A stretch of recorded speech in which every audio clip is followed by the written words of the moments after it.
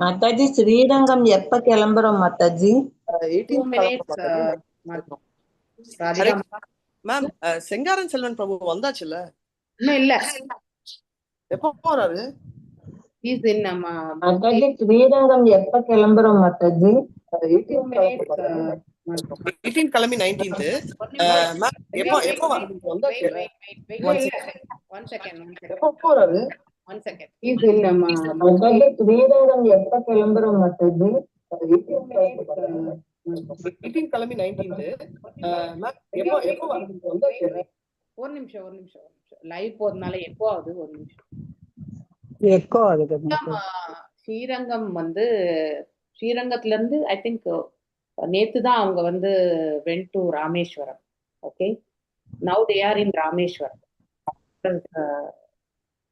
Book பண்ண lot was not good.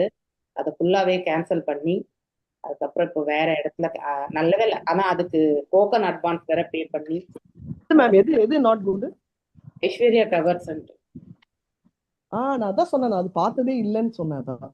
அதுக்கு வந்து சுப்ரீம் பார்க்க சொல்லுங்க. அந்த நம்ம இஸ்மான் ஸ்ரீரங்கத்துக்கு முன்னாடி சுத்தியே வந்து இருக்கக்கூடிய லாட்ஜஸ் எல்லாமே புக் பண்ணி. அதுதான் சொன்னேன், Bhavana group of lodges will be amazing, they should try that.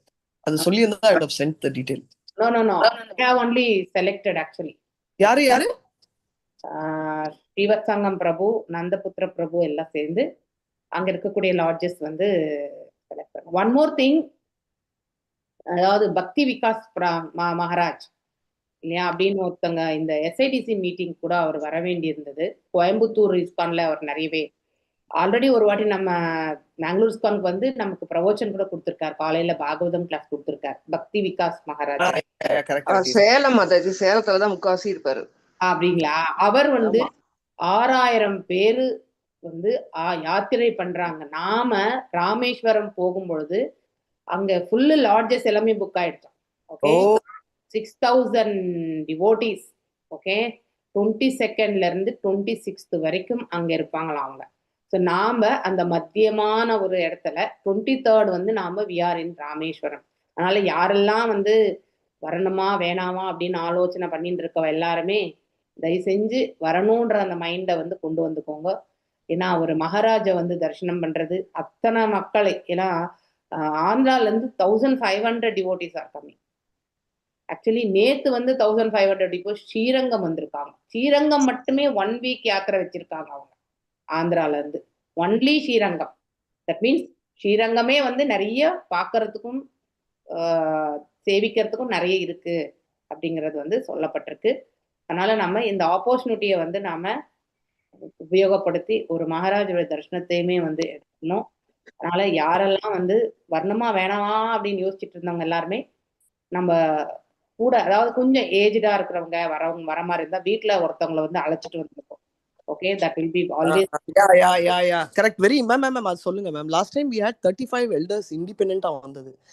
Request Dhanesh ma'am சொன்ன மாதிரி யாராவது கொஞ்சம் ஏஜ்டா இருந்தீங்கன்னா கொஞ்சம் கூட்டு, அதாவது ஏஜ் வந்து இஸ் ஜஸ்ட் a number. இப்போ ரேவதி மாதாஜி மாதிரி டோட்டலி இண்டிபெண்டன்ட்டா இருந்தீங்கன்னா it doesn't matter. கொஞ்சம் ஏதாவது சப்போர்ட் தேவைப்படுற மாதிரி இருந்துச்சுன்னா கூட யாராவது கூட்டிட்டு. எல்லாருக்கும் ஒரே போல உடல் அமைப்பு, உடல் சக்தி எல்லாமே எல்லாருக்குமே கிடையாது இல்லையா? இப்போ சில பேருக்கு 50 வயசுல கூட முடியாது. ஓகே, அதெல்லாம் நான் எதுவுமே சொல்ல மாட்டேன். ஏன்னா அவங்கவுங்களுடைய உடல்வாகு, அவங்கவுங்களுடைய ஆரோக்கியம் அவங்களுக்கு தான் தெரியும். ஓகே, ஸோ அதனால இதை வந்து யாருமே குறை கூற மாட்டாங்க. ஆனா நீங்க யாராவது யாத்திரைக்கு வந்தீங்கன்னா அப்படி ஒரு முடியாத பட்சத்துல உங்களுடைய வீட்டுல பிள்ளையோ பேரனையோ வந்து எஸ்பெஷலி பிரபுவை வந்து நீங்க அழைச்சிட்டு வந்தீங்கன்னா ரொம்ப ரொம்ப உத்தமமா இருக்கும். ஸோ தட் அவங்க உங்களுக்கு வந்து சப்போர்ட்டா இருப்பாங்க. ஓகே, ஸோ தட் நீங்க உங்களுடைய யாத்திரையை வந்து ரொம்ப சுலபமா ஒரு கான்ஃபிடென்ட்டா நீங்க வந்து பண்ணி முடிக்கலாம். ஸோ எல்லாருமே நாம பக்தி விகாஸ் மகாராஜை வந்து சேவிக்கிறதுக்கான வாய்ப்பு நமக்கு கிடைக்கும். அவருடைய பிரவச்சன் கேட்கறதுக்கான வாய்ப்பு கிடைக்கும் நமக்கு. அங்க அத்தனை பக்தர்களோட வந்து நமக்கு ஏதாவது ஒரு சேவை பண்றதுக்கான வாய்ப்பு கொடுத்தாங்கனாக்கா I think there was a link. அதெல்லாம் நம்ம ரெஜிஸ்டர் பண்ணலாமா வேணாமான்னு எனக்கு தெரியல. I have the link for registration for seva also. Okay, once நம்ம சிவசம் பிரபு வந்து மோஸ்ட்லி நாளைக்கு நாளன்னைக்கு தான் வந்து சேருவார் வாபஸ். ஏன்னா இன்னும் கும்பகோணமே டச் பண்ணல. Okay, directly from Srirangam they have gone to Rameswaram. அங்க இருக்கக்கூடிய லாட்ஜ் இதெல்லாமே வந்து ஆல்ரெடி புக் பண்ண லாட்ஜ் கரெக்டா இருக்கா இல்லையா இது எல்லாமே பார்த்து அதை முடிச்சு அதுக்கப்புறம் தான் வந்து வாபஸ் வந்து கும்பகோணம் வந்து அங்கிருந்து ஸ்ரீவர்ஷன் பிரபு டைரக்டா வராரு. அதுக்கப்புறம் ஸ்ரீ செல்வம் பிரபுஜி வந்து டைரக்டா வந்து சென்னை வராரு. ஓகே, ஸோ இப்படி 2 பேருமே வந்த பிறகுதான் நமக்கு நிலவரம் என்ன, அதுக்கப்புறம் தான் மீட்டிங் வைக்கலாம் அப்படின்ட்டு இருக்கேன் நான். அது வரைக்குமே நம்ம மீட்டிங் வச்சு கூட பிரயோஜனம் கிடையாது. மேலும் ஐ திங்க் இப்ப யாத்திரை போயிட்டு வந்தவங்க கிட்ட ஒரு மீட்டிங் வைக்கிறது பெட்டர், ஃபீட்பேக் அப்படின்னு சொல்லிட்டு அன்னைக்கு. Yes ma'am. யாத்திரா போயிட்டு வந்தவங்க வந்து we can have நம்ம வந்து யாரு மேம், நம்ம குரூப்ல 4 பேர் தான். நீங்க, நான், நம்ம Chitra Mataji and Revathi. In general it is not specific to our language. We have to give let us have a feedback meeting, so that will be better. And the yatra groupல போட்டுட்டு நம்ம will have a meeting. Okay, so we'll take all the feedback. Only we will have, okay, no problem. We will have a meeting, ma'am.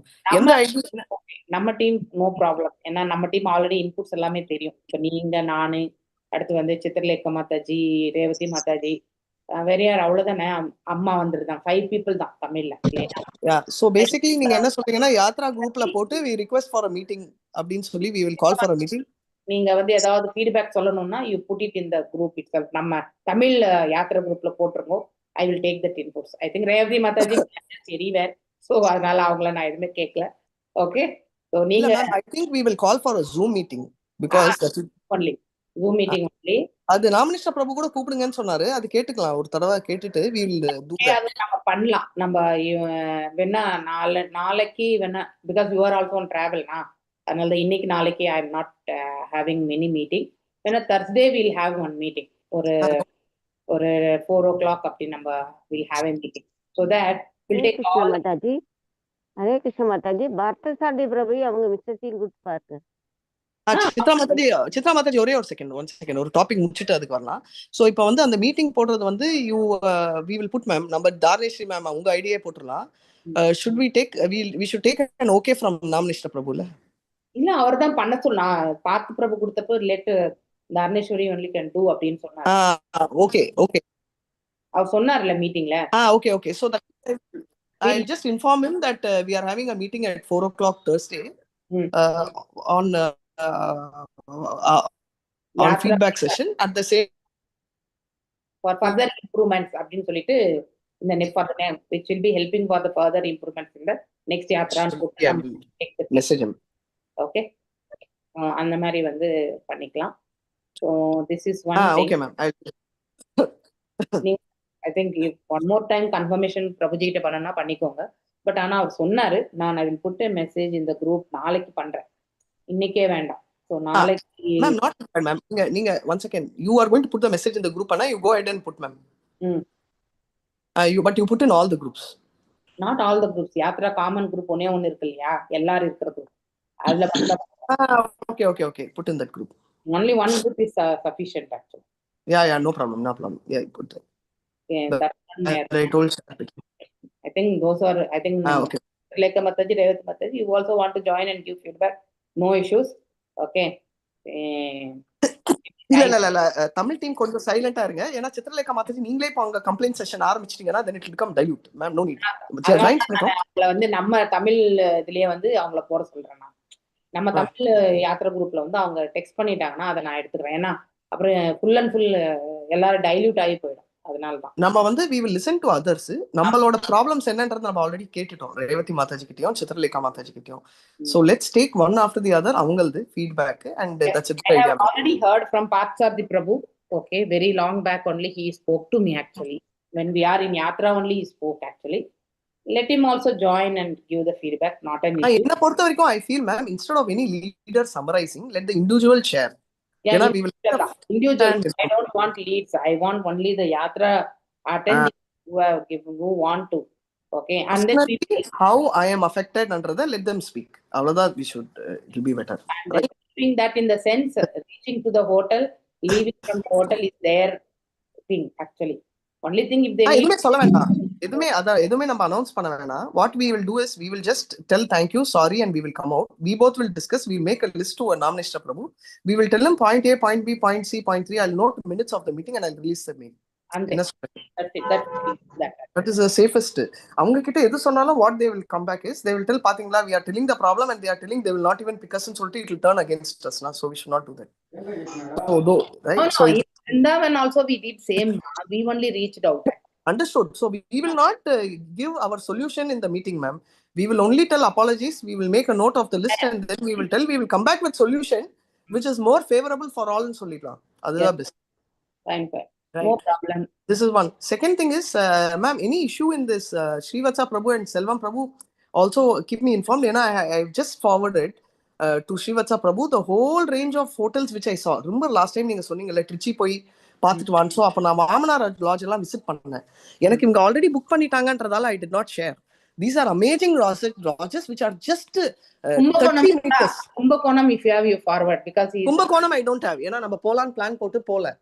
Trichila I had Srirangamla. I already saw and it is just 30-40 meters away from the Srirangam temple. எனக்கு தெரியாது இவங்க already book பண்ணிட்டாங்கன்றதால நான் father பண்ணல. இதுதான் இங்க problem இஷ்யூன்றது எனக்கு தெரியாதுல்ல. If you all have reached out I would immediately I just have including the location map contact number எல்லாமே நான் வச்சிருக்கேன். Okay.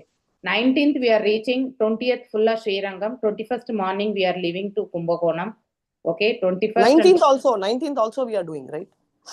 Yeah, 19th whatever I think reaching earlier vanda 19th will be doing something illana illa 19th is only for reaching there actually only okay, one yes. day Srirangam actually they are planning and all places wherever they want to go it has been already decided it seems that has been sorted out.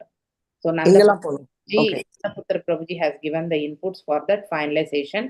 So in Srirangam where and all we have to go that has been finalized. Okay, and very near the Chaitanya place only it seems. Yeah, we have been put up just walk 5 minutes walk only we are. Okay, okay like that only they told. Morning 5 o'clock darshan on 20th will be 5 o'clock 5:30 maybe Vishwarupa darshanam only we are planning for that. Okay, அது முடிஞ்ச பிறகு ஸ்ரீரங்கம் கோயில வந்து ஒரு 2-3 ஹவர்ஸ்ல நம்ம எல்லாமே full and full by 9 o'clock we can maximum exit actually. 4 o'clock நம்ம உள்ள போனோம்னா 5 hours we can complete all the darshans and all we can come out actually. Okay, this is one thing. And then வெளியில வந்த பிறகு நம்ம will go to the matam all those things and another 5 places there all I think all Divyadesans has been covered in Srirangam, all 6 places they are covered. Okay, so that's what they are planned. And Kumbakonam morning 21st we are leaving morning 5 o'clock only we are leaving Kumbakonam and Kumbakonam போயிட்டு அங்கிருந்து 21st 22nd will be there and 22nd night வந்து we will be leaving by train only mostly to Rameshwaram. So early morning 23rd morning will be there. 23ஆம் தேதி காலையில ராமேஸ்வரத்துல இருப்போம். ராமேஸ்வரத்தை முடிச்சுக்கிட்டு அப்புறமா வந்து நெக்ஸ்ட் டேவா இல்ல அன்னைக்கேவா யாரெல்லாம் எப்படி பிளான் பண்ணியிருக்காங்களோ அது பிரகாரம் ஈவினிங் வந்து ராமேஸ்வரத்துல நிறைய கிடையாது. அந்த இதுல கிணத்துல வந்து ஸ்நானம் பண்றதுல 21 22 அதுல வந்து அதுல வந்து ஸ்நானம் அடுத்து வந்து சிவனை வந்து வழிபாடு. ஸோ திருப்புல்லானி எப்படி போவாங்கன்னு எனக்கு தெரியாது. ஸோ பக்கத்துலயே தான் மாதாஜி. அது வந்து இன்னைக்கு போயிருக்காங்க. ஸோ இன்னும் yet to get the updates. Mostly I am waiting for the call of Selvam Prabhuji. So நான் எல்லா லாட்ஜினுடைய பிக்சர்ஸும் எடுத்துக்க சொல்லியிருக்கேன். எத்தனை ரூம்ஸ் எத்தனை, ஏன்னா நம்ம உட்கார்ந்த இடத்துல we will plan. ஸோ இந்த அதாவது இத்தனை பேருக்கு இத்தனை ரூம் அப்படிங்கிறது வந்து கிளியர் கட்டா இந்த லாட்ஜ்ல இத்தனை பேருக்கு நான் அசைன் பண்ணி நம்ம போட்டுருவோம் நம்ம அவ்வளவுதான். So that they can go directly there only and then stay there and then come back அவ்வளவுதான். இப்படிதான் நம்ம விருந்தாவனத்துல பண்ண மாதிரி தான் பண்ண போறோம். மேலும் மேங்களூர் இஸ்கான் வந்தப்ப கூட நம்ம அப்படிதான் பண்ணோம். எங்க போகணுன்றது வந்து ரொம்ப கிளியர் கட்டா கம்யூனிகேட் பண்ணிட்டோம். ஸோ அதனால வந்து அதே மாதிரி வந்து கம்யூனிகேஷன் பண்ணிடுவோம். இப்போ இந்த யாத்திரையின் போது நம்ம எல்லாமே டிலேடா இருந்தது இல்லையா, எங்க போகணும்னே தெரியாம எல்லாரும் ஒரு இடத்துக்கு வந்து மறுபடியும் அங்க இருந்து டிஸ்பஸ் ஆகும், அந்த மாதிரி கிடையாது. It will be good. So ஹெட்டா பிளான் பண்ணி நம்ம வந்து பண்ணிக்கலாம். Mohandas Prabhuji will be the right person to plan those things. We will give the input only to him. நம்ம டீம் வந்து கோஆர்டினேஷன் வந்து ஈஸியா இருக்கும். ஓகே, நானும் மோகன்தாஸ் பிரபுஜி தான் உட்காந்து பண்ணோம். அதனால வந்து we will be able to plan. Planning எல்லாமே நம்ம கரெக்டா பண்ணி கொடுத்துருவோம் டெம்பிளுக்கு. ஸோ தட் அவங்க வந்து ஒழுங்கா உட்காந்து பண்ணோம்னா எல்லா இன்புட்ஸ் வந்த பிறகு 1 or 2 ஹவர்ஸ்லேயே பிளானிங்கை முடிச்சிடலாம். அந்த அளவுக்கு நீட்டா பண்ணி நம்ம we can execute it. So பிரசாதம் டீம் வந்து தெலுங்கு டீம் வந்து பிரசாதம், தமிழ் டீம் வந்து எல்லா இடத்துலையுமே இருப்பாங்க. Will be there across all teams. Transportation வந்து செல்வம் பிரபு, அவங்களோட பிரபுஜிஸ் யாரெல்லாம் இருக்கீங்களோ அவங்க எல்லாருமே இருக்கலாம். அடுத்து வந்து லாட்ஜிங்ல வந்து கிரிதர் பிரபுவையும் மணிகண்டன் பிரபுவையும் போட்டிருக்கேன். ஸோ இந்த மாதிரி வந்து they have to come. First of all நான் அசைன் பண்ணியிருக்கேன்னா அவங்க வரணும். I have to speak with Giridhar Prabhu and Manikandan Prabhu வந்து பேச சொல்லியிருக்கேன், செல்வம் பிரபுவை. ஸோ இது மாதிரி வந்து பிரபுஜிஸ் யாரெல்லாம் இருக்கீங்களோ கொஞ்சம் வந்து நீங்க யூ ப்ளீஸ் ஹெல்ப் அஸ். ஏன்னா நம்ம ஊர் யாத்திரை நாம தான் வந்து முன்னின்று நடத்தி எல்லாருக்குமே வந்து நல்ல ஒரு சேவை செய்து அவங்கள வந்து கம்ஃபர்ட்டா இருந்து அவங்க இந்த யாத்திரை நல்லா இருந்தது, நாங்க ஹாப்பியா ஃபீல் பண்ணோம். வெல்கம் டீம் வந்து குஜராத்தி டீம் எடுத்திருக்காங்க. நீங்க வந்து தமிழ் டீமும் அதோடு இருந்து மாலைகள் எல்லாம் வரவங்களுக்கு வந்து வெல்கம் பண்றதுக்கு அதெல்லாமே ரெடி பண்ணிக்கணும். ஓகே, எத்தனை பேர் வராங்களோ அத்தனை லாட்ஜில் வந்து அத்தனை மாலை. ஓகே, இப்போ மல்லிப்பூர் சாரம் கூட இருக்குன்னு வச்சுக்கோங்க, அதே வந்து எத்தனை முழம், 3 முழம் எடுத்துட்டா ஒரு மாலை ஆயிடும். அந்த மாதிரி வந்து வாங்கி நம்ம முல்லை அந்த மாதிரி ஏதோ ஒன்று எமர்ஜென்சிஸ் அந்தந்த சுச்சுவேஷனுக்கு ஏற்ற மாதிரி இதே தான் பண்ணணும் அதே பண்ணணும்ட்டு கிடையாது. You need to be very prepared dynamically. எந்த சுச்சுவேஷன் எந்த சூழல் எப்படி இருக்கும்னு தெரியாது, அதுக்கேற்ற மாதிரி நம்ம வந்து ஆனால் எந்த ஒரு இதுவாக இருந்தாலும் எங்கிட்டயோ ராதிகா மாதாஜிக்கிட்டயோ நீங்கள் வந்து கண்டிப்பாக கேட்கணும். வேற யார்கிட்டையும் போயிட்டு இது இல்லை அது இல்லைன்னு எதுவுமே சொல்லக்கூடாது. ஓகேங்களா? So it's are all expected. Mahalakshmi Mataji you also have to come. So அதாவது கொஞ்சம் யங் ஜெனரேஷன் வந்தீங்கன்னா தான் இதெல்லாம் மேனேஜ் பண்ண முடியும். ஸோ ஏன்னா வயதானவங்க கிட்ட வந்து நம்ம அவங்கள பார்த்துக்கணுமே ஒழிய அவங்க கிட்ட நம்ம வேலையை வந்து வைக்கக்கூடாது. Okay, this is what. Kalavathi Mataji will be இந்த தெலுங்கு டீமோட நீங்க வந்து பிரசாதம் டீம்ல இருப்பீங்க. ஏன்னா உங்களுக்கு தெலுங்கு தெரியும்.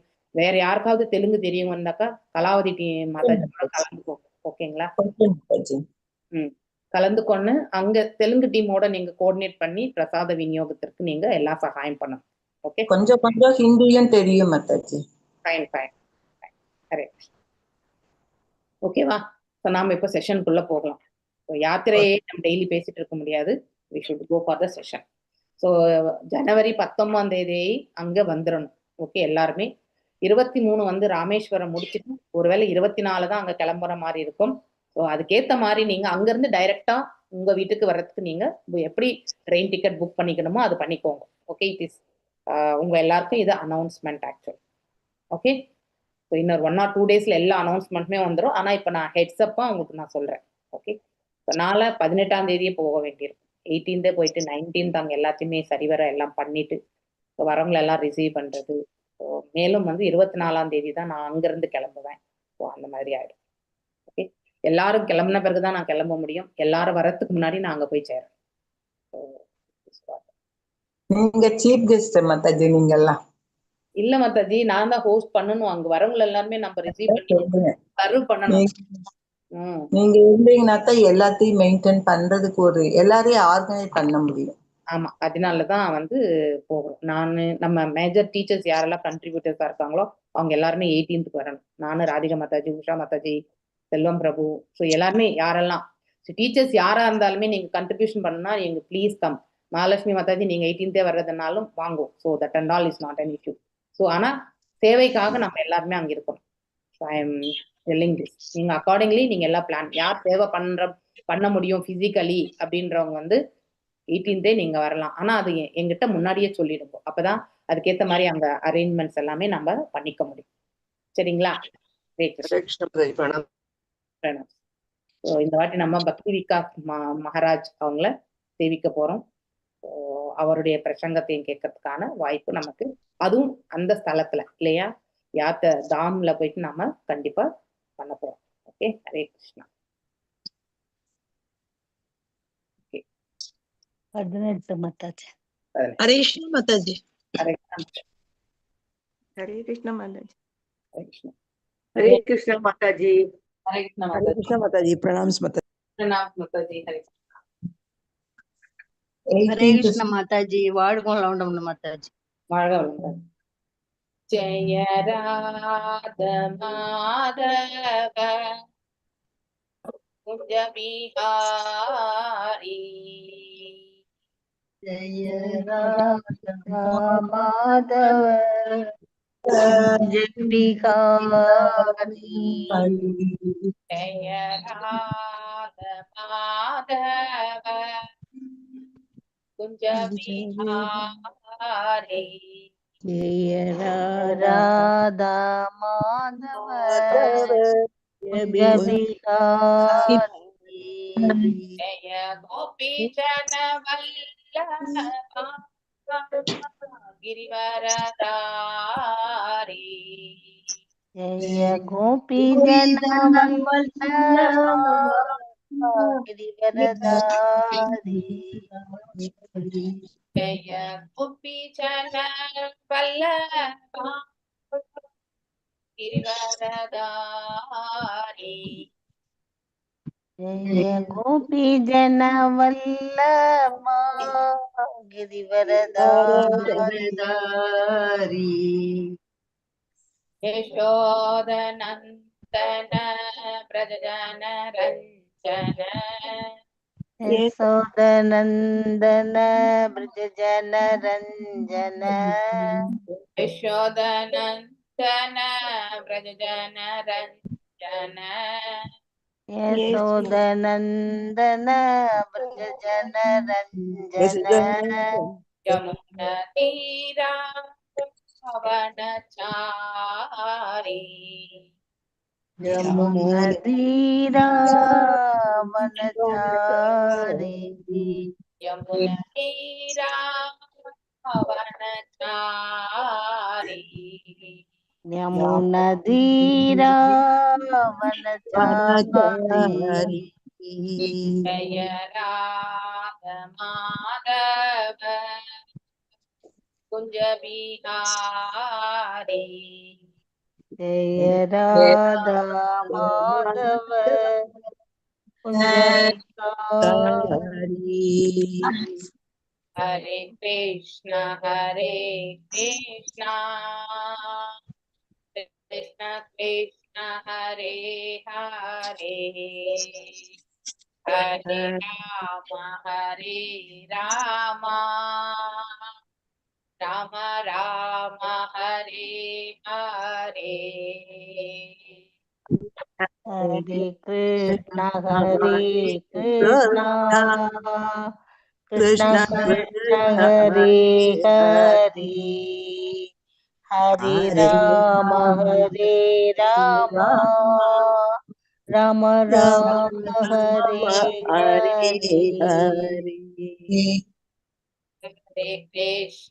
हरे कृष्ण कृष्ण कृष्ण हरे हरे हरे राम राम राम हरे हरे हरे कृष्ण कृष्ण कृष्ण कृष्ण हरे हरे हरे राम राम राम हरे हरे ओम नमो भगवते वासुदेवाय ओम नमो भगवते वासुदेवाय ओम नमो भगवते वासुदेवाय ओम नमो भगवते वासुदेवाय ओम नमो भगवते वासुदेवाय ओम नमो भगवते वासुदेवाय नारायणं नमस्कृत्यां नारायणं नमस्कृत्य नरं चैव नरोत्तमं नरं चैव नरोत्तमं देवीं सरस्वतीं व्यासं देवीं सरस्वतीं व्यासं ततो जायामुदीरयेत्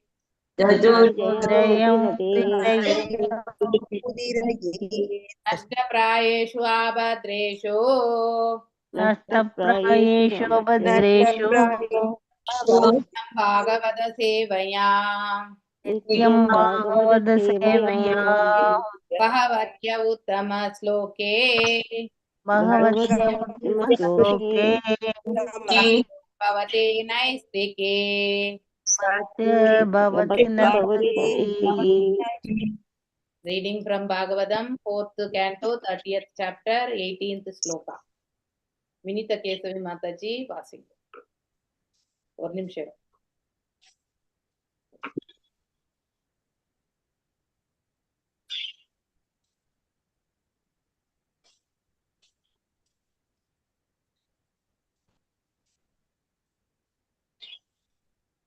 17 18 18 தான் மாதாஜி. மாதாஜி 17 சொல்லிட்டீங்க கடைசியில. ஹரே கிருஷ்ணா. அத மைய அனபாயின்யா பக்தயா பக்வ குணாஷயாஹ உபயாஷ்யத மத்தாம நிர்வித்ய நிரயாத் அதஹ. Yes, Hare Krishna Mataji. Ada Maya Anapayinya Bhaktya Pakva Kunasayaha Ubayasyata Mattama Nirvitya Nirayat Ataka.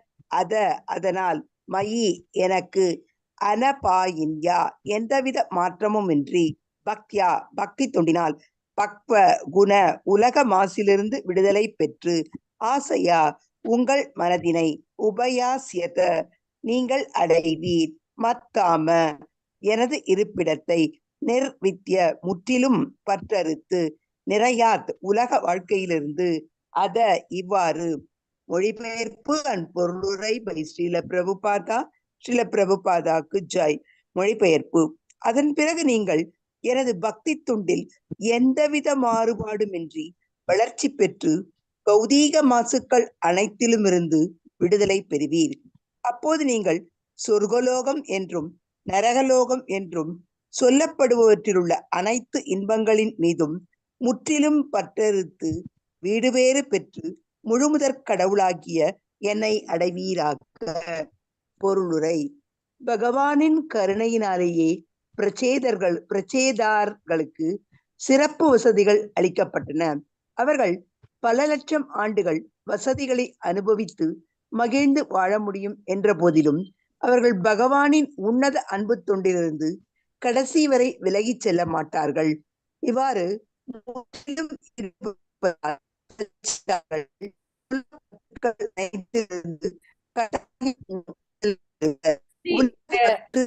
Voice சரியா வரல, ஒரு இடத்துல இருந்து பண்ணுங்க. ஹரே கிருஷ்ணா. பகவானின் எஸ் மாதாஜி. இப்ப எங்க இருக்கீங்களோ அப்படியே படிங்க. உலகப்பற்று. எஸ் மாதாஜி. உலகப்பற்று என்பது மிகவும் வலிமை மிக்கது. தனது ஆயுட்காலம் முழுவதும் லோகாயதவாதி வீடு, மனைவி, மக்கள், நண்பர், பணம், காதல் என்று சேர்ப்பதிலேயே கவனமாக இருப்பான். தன் உடல் அழிந்த பிறகு அவன் சொர்க்க லோகத்தையும் அனுபவிக்க வேண்டும் என்று விரும்புவான். ஒருவன் பக்தி தொண்டில் ஈடுபட்டான் என்றால் அவன் அனைத்து வகையான இன்பத் துன்பங்களின் மீதும் பற்றறுத்தவனாகிறான். இந்த உலகில் தேவ லோகத்திற்கு உயர்த்தப்படுபவர்கள் அனைத்து வசதிகளையும் அனுபவிப்பதற்காகவே உயர்த்தப்படுகின்றனர். அதுபோல் கீழ் உலகங்களுக்கு இரக்கம் செய்யப்படுபவர்கள் நரக துன்பத்தினை அனுபவிப்பதற்காகவே அவ்வாறு கீழே தள்ளப்படுகின்றனர். ஆயினும் ஒரு பக்தன் சொர்க்கம் மற்றும் நரக நிலைகளை கடந்தவனாக இருக்கிறான். பகவத்கீதையிலும் 14.26 ஒரு பக்தனின் நிலை பின்வருமாறு விளக்கப்படுகிறது. மாம்சயோ விபச்சாரேன பக்தி யோகேன சேவத்தே சகுணான் சமதீத்யைதான் பிரம்ம பூயாய கல்பதே. பக்தி தொண்டில் முழுமையாக ஈடுபட்டிருப்பவன் எந்த சூழ்நிலையிலும் கீழே விழுவதில்லை. அவன் உடனடியாக இயற்கையின் முக்குணங்களை கடந்து பிரம்ம நிலையினை அடைகிறான். ஒரு பக்தன் எப்போதும் பிரம்ம நிலையில் வீற்றிருக்கிறான். உலகின் இன்ப துன்பங்கள் அவனை எதுவும் செய்வதில்லை. ஒருவன் பக்தி தொண்டில் உறுதியும் உலக பற்றுக்கள் அனைத்திலுமிருந்து விடுதலையும் ஜட இயற்கையின் முக்குணங்களினால் மாசுராதவனாகவும் இருக்கும் பொழுது அவன் வீடு பேறு பெற்று முழுமுதற் கடவுளை அடைவதற்குரிய தகுதியினை பெறுகிறான். பொருள் வசதிகளை லட்சக்கணக்கான வருடங்கள் அனுபவிக்கும் விசேஷ வரங்களை பிரச்சேதார்கள் பெற்றிருந்த போதிலும் அவர்கள் அவற்றின் மீது பற்று வைக்கவில்லை. இவ்வாறு அவர்கள் தங்கள் பொருள் வசதிகளை அனுபவித்த பிறகு அவர்கள் ஆன்மீக உலகிற்கு உயர்த்தப்பட்டு முழுமுதற் கடவுளை அடைகின்றனர்.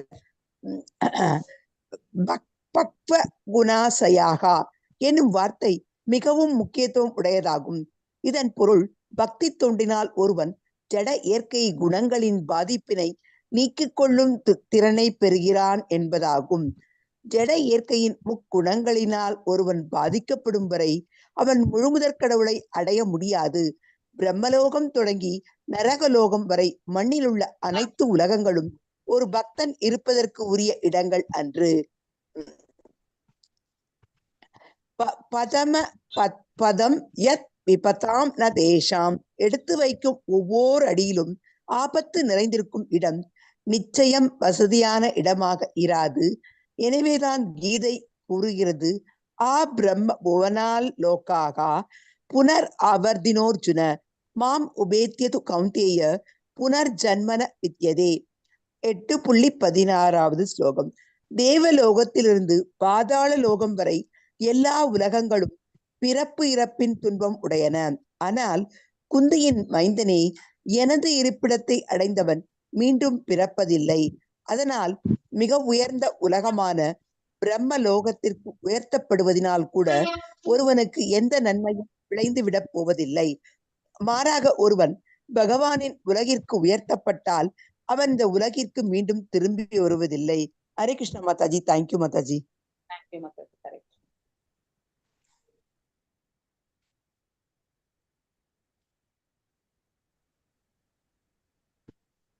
பத்மா மாதாஜி வாசிங்க. ரிகேஷ்வ ஆவிசதாம் சாபி புக்ஸாம் குசல கர்மணாம் மத்வார்த்தா யாதயாமானம் பந்தாய கிரஹ மதாக. பத்மா மாதாஜி. ஹரே கிருஷ்ண மாதாஜி. பதம் 19. கிருஹேஷ்வ ஆவிசதாம் சாபி பும்சாம் குசல கர்மணாம் மத் வார்த்தா யாதயாமானாம் நாபந்தாய கிருஹாமதாகா. கிருஹேஷு இல்லறத்தில், ஆவிசதாம் இருப்பவர், ச மேலும், அபி கூட, பும்சாம் மனிதர்களின், குசல கர்மணாம் புண்ணிய செயல்களில் ஈடுபடுதல், மத் வார்த்தா என்னை பற்றிய விஷயங்களில், யாத செலவிடுதல், யாமானாம் அவனது ஒவ்வொரு கணமும், நா இல்லை, பந்தாய பிணிக்கப்படுதல், கிருஹ இல்லற வாழ்க்கை, மதா கருதப்படுதல். மொழிபெயர்ப்பு அண்ட் பொருளுரை ஸ்ரீல பிரபுபாதாக்கு ஜெய். மொழிபெயர்ப்பு. பக்தி தொண்டினையும் புண்ணிய செயல்களையும் உறுதியுடன் செய்வோர் அவற்றின் பலன்களையும் இறுதியில் அடைவர். முழுமுதற் கடவுள் ஒருவரே என்பதை இவர்கள் நன்கு அறிந்து கொள்கின்றனர். ஒரு செயலை ஒருவன் செய்யும் பொழுது அதன் பலன்களை முழுமுதற் கடவுளுக்கு அளித்துவிட்டு இறைப்பணியில் ஈடுபடுவதன் மூலம் தன் வாழ்க்கையை கழிக்கிறான். அம்மனிதன் இல்லற வாழ்க்கையில் இருந்த போதிலும் கர்ம வினைகளால் ஒரு நாளும் பாதிக்கப்படுவது இல்லை. பொருளுரை. இல்லற வாழ்வில் இருப்போன் பலன் தரும் செயலில் மிகுந்த பற்றுடையனாகிறான். அதாவது அவன் தனது செயல்களின் பலன்களை அனுபவித்து மகிழ முயல்கிறான். ஆயினும் கிருஷ்ணரே பரம ஆனந்தராகவும் பரம எஜமானராகவும் இருக்கிறார் என்பதை ஒரு பக்தன் நன்கு அறிவான். போக்தாராம் யஜ்ஞ தபசாம் சர்வலோக மகேஸ்வரம். எனவேதான் ஒரு பக்தன் எத்தொழிலுக்கும் யானே எஜமானன் என்று தன்னை கருதுவதில்லை. முழுமுதற் கடவுளே எல்லாவற்றிற்கும் தலைவர் என்றே ஒரு பக்தன் எப்போதும் நினைக்கிறான். அவனது தொழிலின் பலன்கள் பரமபுருஷ பகவானுக்கு அர்ப்பணிக்கப்படுகின்றன. இவ்வாறு உலகில் தன் மனைவி மக்களுடன் வாழும் ஒருவன் உலகின் மாசுக்களினால் ஒருபோதும் பாதிக்கப்படுவது இல்லை. இதனை பகவத்கீதை 3.9 உறுதி செய்கிறது. யஜ்ஞார்த்த கர்மணோ அந்யத்ர லோகாயாம் கர்ம பந்தனக தத் அர்த்தம் கர்ம கௌந்தேய முக்த சங்க சமாச்சர. தனது செயல்களின் பலன்களை அனுபவிக்க வேண்டும் என்று முயற்சிப்பவன் அதன் பலன்களினால் கஷ்டப்படுகிறான். மாறாக அதன் பலன்கள் அல்லது பயன்களை முழுமுதற் கடவுளுக்கு அர்ப்பணிப்பவன் அப்பலன்களில் ஒரு நாளும் சிக்கிக் கொள்வதில்லை. வெற்றியின் ரகசியம் இதுவேயாகும். தனது செயல்களின் பலன்களை பெறாமல் அவற்றை முழுமுதற் கடவுளுக்கு அர்ப்பணிப்பவன் எப்போதும் விடுதலை பெற்ற நிலையிலேயே இருக்கிறான். பக்தி ரசாமிரத சிந்துவில் ஸ்ரீ ரூப கோஸ்வாமி இதனை உறுதி செய்கிறார். ஈகாயஸ்ய ஹரே தாஸ்யே கர்மணா மனசாகிரா நிகிலாஸ்வ அபி அவிஸ்தாசு ஜீவன் முக்தச உச்சியத்தே. பகவானின் பக்தி தொண்டில் தனது உயிர், உடைமை, வாக்கு, புத்தி போன்று தான் வைத்திருக்கும் அனைத்துடனும் ஈடுபடுபவன் எந்த சூழ்நிலையிலும் எப்போதும் விடுதலை பெற்றவனாகவே இருப்பான். இவனே தனது வாழ்க்கை காலத்தில் விடுதலை பெற்ற ஜீவன் முக்தன் எனப்படுகிறான். கிருஷ்ண உணர்வின்றி எப்போதும் பௌதிக செயல்களில் ஈடுபட்டிருப்பவன் உலக பிணிப்பில் அதிகமாக சிக்கிக் கொள்கிறான். ஆகையினால் கிருஷ்ண பக்தி இயக்கமானது மனித குலத்திற்கு கிடைத்திருக்கும் மிகச் சிறந்த வரமாகும். ஏனெனில் அது ஒருவனை எப்போதும் கிருஷ்ணரின் தொண்டில் ஈடுபடச் செய்கிறது. பக்தர்கள் கிருஷ்ணரையே நினைக்கின்றனர், கிருஷ்ணருக்காக செயல்படுகின்றனர், கிருஷ்ணருக்காக உணர்கின்றனர், உறங்குகின்றனர், தொண்டு செய்கின்றனர். இவ்வாறு கிருஷ்ணரின் தொண்டிலெல்லாம் ஈடுபடுத்தப்படுகின்றன. கிருஷ்ண உணர்வில் உள்ள முழு வாழ்க்கையும் ஒருவனை பௌதீக மாசுகளிலிருந்து காப்பாற்றுகிறது. பக்தி சித்தாந்த சரஸ்வதி கோஸ்வாமி கூறுகிறார், கிருஷ்ண பஜனே ஹாஹா ஹயா அனுகூல விஷயப்ளயா தியாகே தாகா ஹய பூல. ஒருவன் பகவானின் பக்தி தொண்டில் எல்லாவற்றையும் ஈடுபடுத்துவதற்கு அல்லது எல்லாவற்றையும் பொருத்துவதற்கு தேர்ச்சி பெற்றவனாக இருந்தான் என்றால் அவன் மண் உலகை துறக்க வேண்டிய அவசியமில்லை. பகவானின் பக்தி தொண்டில் எவ்வாறு எல்லாவற்றையும் பொருத்துவது என்பதை ஒருவன் கற்க வேண்டும். காரணம், எல்லாம் கிருஷ்ணருடன் இணைக்கப்பட்டிருக்கின்றன. இது பகவத்கீதையின் 3.19 3வது அத்தியாயத்தில் மீண்டும் வலியுறுத்தப்படுகிறது.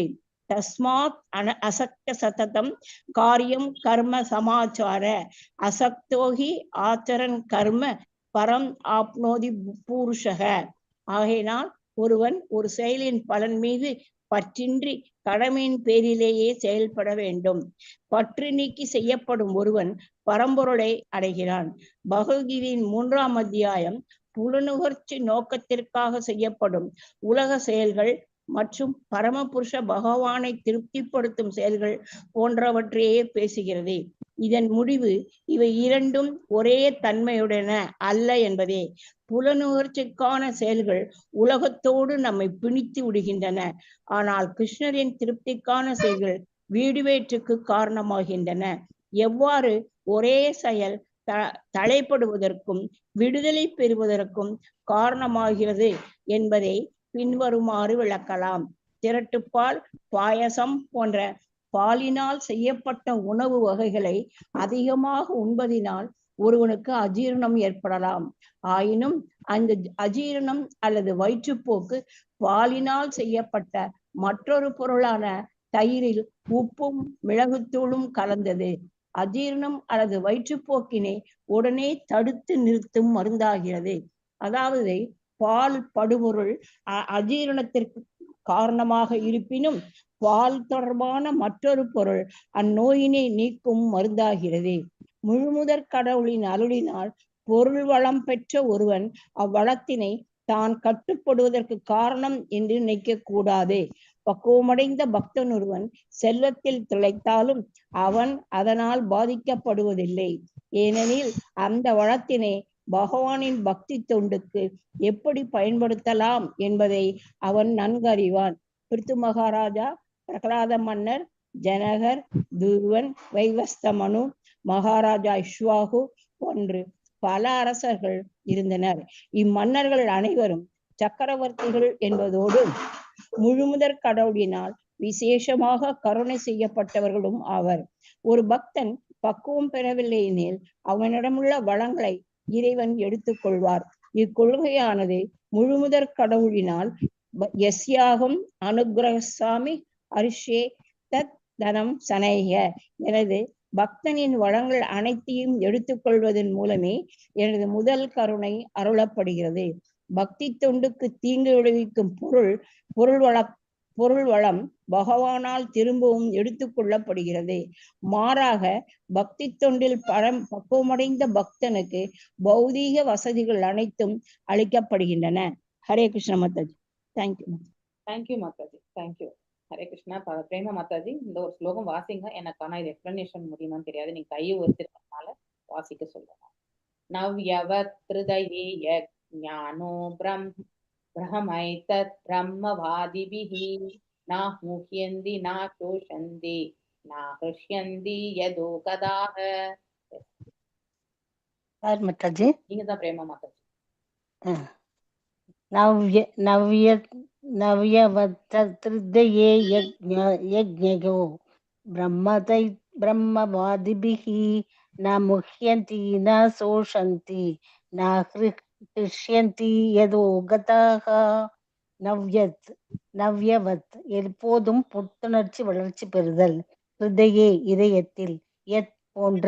யஜ்ஞ அரஸ் பரம அறிவர் பரமாத்மா பரம்பிரம்மம்.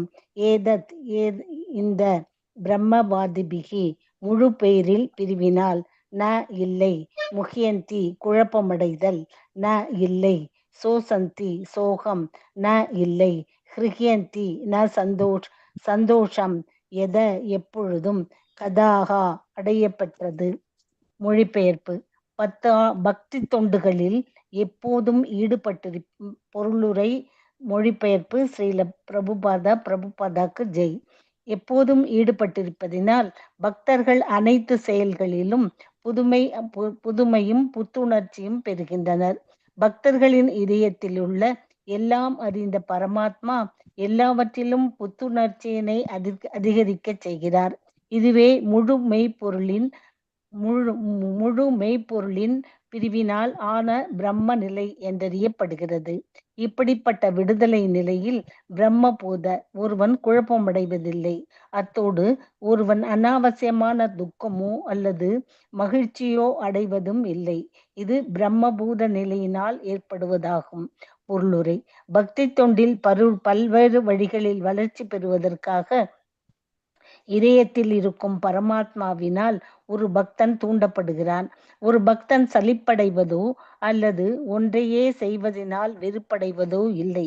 அதுபோல மாறாக ஒரே நிலையில் தான் இருப்பதாக அவன் கருதுவதும் இல்லை. உலகில் ஒருவன் பௌதீக நாமத்தினை ஜெபிப்பதில் ஈடுபட்டான் என்றால் அதனை சில தடவைகள் வழிபட்ட உடனேயே அவன் களைப்படைந்து விடுவான். மாறாக ஹரே கிருஷ்ணா மகா மந்திரத்தை அல்லது பகலும் உச்சரிக்கும் ஒருவன் ஒருபோதும் களைப்படுவது இல்லை. இக்கடமையின் செயல்பாடு அதிகரிக்க அது புத்துணர்ச்சியுடனும் புதிதாகவும் வந்து கொண்டே இருக்கிறது.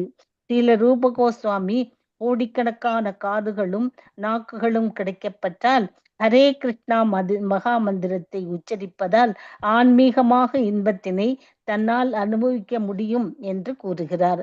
வளர்ச்சியடைந்த பக்தனுக்கு அதில் குறைவது என்பது என்றுமே இல்லை. பகவத்கீதையில் பகவான் தான் அனைவரின் இதயத்திலும் இருந்து கொண்டு உயிருக்கு நினைவும் மகிழ்ச்சியும் மறதியும் அளித்து உதவுவதாக கூறுகிறார். பகவானின் கருணையினால் பக்தன் தூண்டுதலை பெறுகிறான். தேஷாம் சதத யுக்தானாம் பஜதாம் பிரித்தி பூர்வகம் ததாமி புத்தி யோகம் தம் ஏனமாம் உபயாந்தி தே. அன்புடனும் பக்தியுடனும் என்னை தொடர்ந்து வழிபடுவோருக்கு நான் புத்தி யோகம் அளிக்கிறேன். அதன் மூலம் அவர்கள் என்னை அடைவர். பகவத்கீதை 10.10. பக்தி தொண்டின் புண்ணிய செயல்களில் ஈடுபட்டிருப்பவர்கள் பரமாத்மாவினால் வழிநடத்தப்படுகின்றனர் என்று கூறப்படுகிறது. குசல கர்மானாம் அப்ராத்மாத்வே இஸ்லோகம் ஞா என்று குறிப்பிடப்படுகிறார். இதன் பொருள் கடந்த காலம், நிகழ்காலம், வருங்காலம் என்று முக்காலங்களையும் உணர்ந்தவர் என்பதாகும். பரமாத்மா மாறாக தூய பக்தனுக்கு அதன் முழு பொருள் கடவுளை மேலும் மேலும் எவ்வாறு அணுக முடியும் என்பதற்கான அறிவுரைகளை அருள்கிறார். இது தொடர்பாக ஸ்ரீல ரூப கோஸ்வாமி முழுமுதற் கடவுளின் முக்கிய அம்சமாக விளங்கும் பரமாத்மா அனைவரின் இதயத்திலும் இருக்கிறார். ஆயினும் அவர் ஒரு பக்தனின் இதயத்தில் தன்னை எப்போதும் புத்தம் புதியவராகவே வைத்துக் கொள்கிறார். அவரால் தூண்டப்பெறும் பக்தன் தனது பக்தி தொண்டில் ஏற்படும் மகிழ்ச்சியினை உணர்கிறான். ஹரே கிருஷ்ண மாதாஜி. தேங்க்யூ மாதாஜி. ஓம் அஜ்ஞானதிமிராந்தஸ்ய ஞானாஞ்சனய ஷலாகய चक्षुरुन्मीलितं येन तस्मै श्रीगुरवे नमः. श्रीचैतन्यमनोभीष्टं स्थापितं येन भूतले स्वयं रूपा गदामह्यं ददाति स्वापदाण्डिकं हे कृष्णा करुणा सिंधु दीन बंधु जगत्पते गोपेशा गोपिका कांता राधकांता नमस्तुते सप्त कांचन गौरांगे राधे वृंदावनेश्वरी ऋषभानुसुते देवी प्रणमामि हरिप्रिये वाञ्छकल्पदारुभ्यश्च कृपा सिन्धुभ्येव च पतितानां पावनेभ्यो वैष्णवेभ्यो नमो नमः। नमो विष्णुपादाय कृष्णप्रेष्ठाय भूतले श्रीमती भक्तिवेदान्त स्वामिनिधि नामिने नमस्ते सारस्वते देवे गौरवाणी प्रचारिणे निर्विशेष शून्यवादे पाश्चात्यदेशधारिणे जय श्री कृष्ण चैतन्य प्रभु नित्यानंद श्री अद्वैत गदाधर श्रीवासादि गौर भक्तवृंदा हरे कृष्णा कृष्ण कृष्णा हरे हरे हरे राम राम राम हरे हरे। मूगं करोति वाचालं पंगुं लंघायते कृपातमहं देवं परमानन्दमाधवं श्रीकृष्ण चैतन्य केशवम्। हरे कृष्णा। अथ मय्या अनभायिन्या भक्तया भक्वगुणाशयाः उपयास्यद मत्ताम निर्विद्या निरयात् अतः। ஸோ இப்போ யார் பேசிட்டு இருக்கிறது? ஆக்சுவலி பகவான் வந்து பிரச்சேதர்கள்கிட்ட பேசிட்டு இருக்கார். ஓகே, இது கண்டினியூ ஆயிட்டு இருக்கு. இந்த சாப்டர்ல வந்து பகவான் பேசுவார். அதன் பிறகு பிரச்சேதர்கள் வந்து மீண்டும் வந்து பகவானுக்கு புகழாரங்கள் சூட்டுவாங்க. ஓகே, அதை முடித்து அவர்கள் அந்த குளத்திலிருந்து வெளியில வருவாங்க. அதன் பிறகு இந்த பிரபஞ்சம் முழுவதுமே அவங்க வந்து செடி கொடிகளாக இருக்கிறதை கண்டு அவங்களுக்கு வந்து கோபம் வரும். கோபம் வந்து அதை வந்து அவங்களுடைய வாய் வழியா இருந்து அக்னி ஜுவாலையை வந்து விட்டு எரிப்பாங்க. ஸோ அப்போ பிரம்மர் வந்து தடுத்து நிறுத்துவார். அதன் பிறகு அந்த மரீஷா அப்படிங்கிற அந்த பெண்ணை வந்து மணக்கணும் அப்படிங்கிற அந்த பகவான் சொன்ன இதை வந்து அவங்கள திருமணம் செய்து தக்ஷனை வந்து ஈண்டெடுப்பாங்க. ஸோ தக்ஷன் தான் வந்து பிரஜாபதி அப்படிங்கிறதுமே நாம படிக்க போறோம். ஓகே, ஸோ இதுதான் இந்த அத்தியாயத்தினுடைய சுருக்கமும் கூட. ஸோ நாம இதை வாசிக்க போறோம் இப்போ. ஸோ இப்போ பகவான் அவங்கக்கிட்ட பேசிட்டு இருக்கார். ஸோ அதன் பிறகு அவர்கள் வந்து புகழாரம் பகவானுக்கு சூட்டுவார்கள். ஓகே, அதன் பிறகு நீங்கள் எனது பக்தி தொண்டில் இப்போ நிறைய ஆண்டுகள் 1,00,000 தேவ வருடங்கள் வந்து பகவான் அவங்களுக்கு அருள் புரிந்திருக்கார் இல்லையா? 1,00,000 ஆண்டுகள் இன்ட்டு நாம 365 நாட்களை நம்ம மல்டிப்ளை பண்ணோம்னா அத்தனை ஆண்டுகள் வந்து அவங்க இருப்பாங்க. கோடி கோடி ஆண்டுகள் அப்படிங்கிறது அர்த்தம். ஸோ அதாவது எந்தவித மாறுபாடும் இன்றி வளர்ச்சி பெற்று பௌதிக மாசுக்கள் அனைத்திலிருந்து விடுதலை பெறுவீர் அப்படின்னா அவங்க ஆல்ரெடி பக்குவம் அடைந்த நிலைக்கு அவங்க வந்துருவாங்க அப்படிங்கறது வந்து உத்தரவாதத்தை வந்து பகவான் கொடுக்கிறார். இந்த பிரபஞ்சமே வந்து அதாவது நம்ம 3 குணங்களால் ஆளப்படுவது இல்லையா? நம்ம ஸ்திரத்தன்மை வந்து பெற்றுக்கொண்டால் மட்டும்தான் அந்த ஸ்திரத்தன்மையை கடைசி வரைக்கும் எடுத்துட்டு போக முடியும். இல்லை என்றால் நாம அயர்வு அடைவது, பௌதீகத்துல நாம அயர்வடைவோம். அதே மாதிரி ஆன்மீகத்திலுமே நாம அயர்வடைந்து நாம அதை மறக்கக்கூடிய ஸ்தானத்திற்கு கூட சென்று விடுவோம். எப்பொழுது நம்முடைய வைபவங்கள் நமக்கு இருக்கக்கூடிய ஆஸ்திகள் வந்து பெருகி கொண்டே போகும் பொழுது ஆட்டோமேட்டிக்கலி நம்முடைய ஈடுபாடு வந்து பக்தியில அவ்வளவு இருக்கவே இருக்காது. ஏன்னா பௌதீகத்தை நாம சுகித்து கொண்டிருப்போம். ஸோ இத்தனை ஆண்டுகள் கொடுத்து அவங்களுக்கு நல்ல வைபவங்களையுமே கொடுத்த பகவான் வேற எதையுமே வந்து என்ன அருள் புரிகிறார் என்றதை நம்ம இந்த இடத்துல பார்க்கணும். அதாவது இந்த ஜட வாசுகளில் இருந்துமே அவர்கள் வந்து விடுதலை பெறுவார்கள் அப்படின்னா அவர்கள் எப்பொழுதுமே அந்த யுக்த வைராகியத்தில் வந்து நிலை பெறுவார்கள் என்பதை வந்து அதை ஒரு ஆசீர்வாதமா இந்த இடத்துல கொடுக்கிறார் பகவான். அப்பொழுது நீங்கள் சொர்க்கலோகம் என்றும் நரகலோகம் என்றும் சொல்லப்படுவற்றில் உள்ள அனைத்து இன்பங்களின் மீதும் முற்றிலும் பற்றறுத்து வீடு பேறு பெற்று முழுமுதற் கடவுளாகி என்னை அடைவீராக. அதாவது சில காலம் இங்கே அவர்கள் வந்து வாழ்ந்து அனுபவித்து பகவானத்தில் பக்தி தொண்டு பெற்று மீண்டும் வந்து இறைவனி திருவடிகளை அடைவதற்கான அந்த வாக்குறுதியை வந்து பகவான் இந்த இடத்துல கொடுக்கிறார். ஆனா நாம ஒரு முறை பௌதிகத்துல வந்து முழுசாக ஆழ்ந்து விட்டால் மீண்டும் அந்த ஆன்மீகத்தில் திளைக்கிறது ரொம்ப கஷ்டம். சாரி, பகவானின் கருணையினாலே பிரச்சேதர்களுக்கு சிறப்பு வசிகள் அழைக்கப்பட்டன. ஸோ எல்லா கருணையுமே வந்து பகவானால் தான்.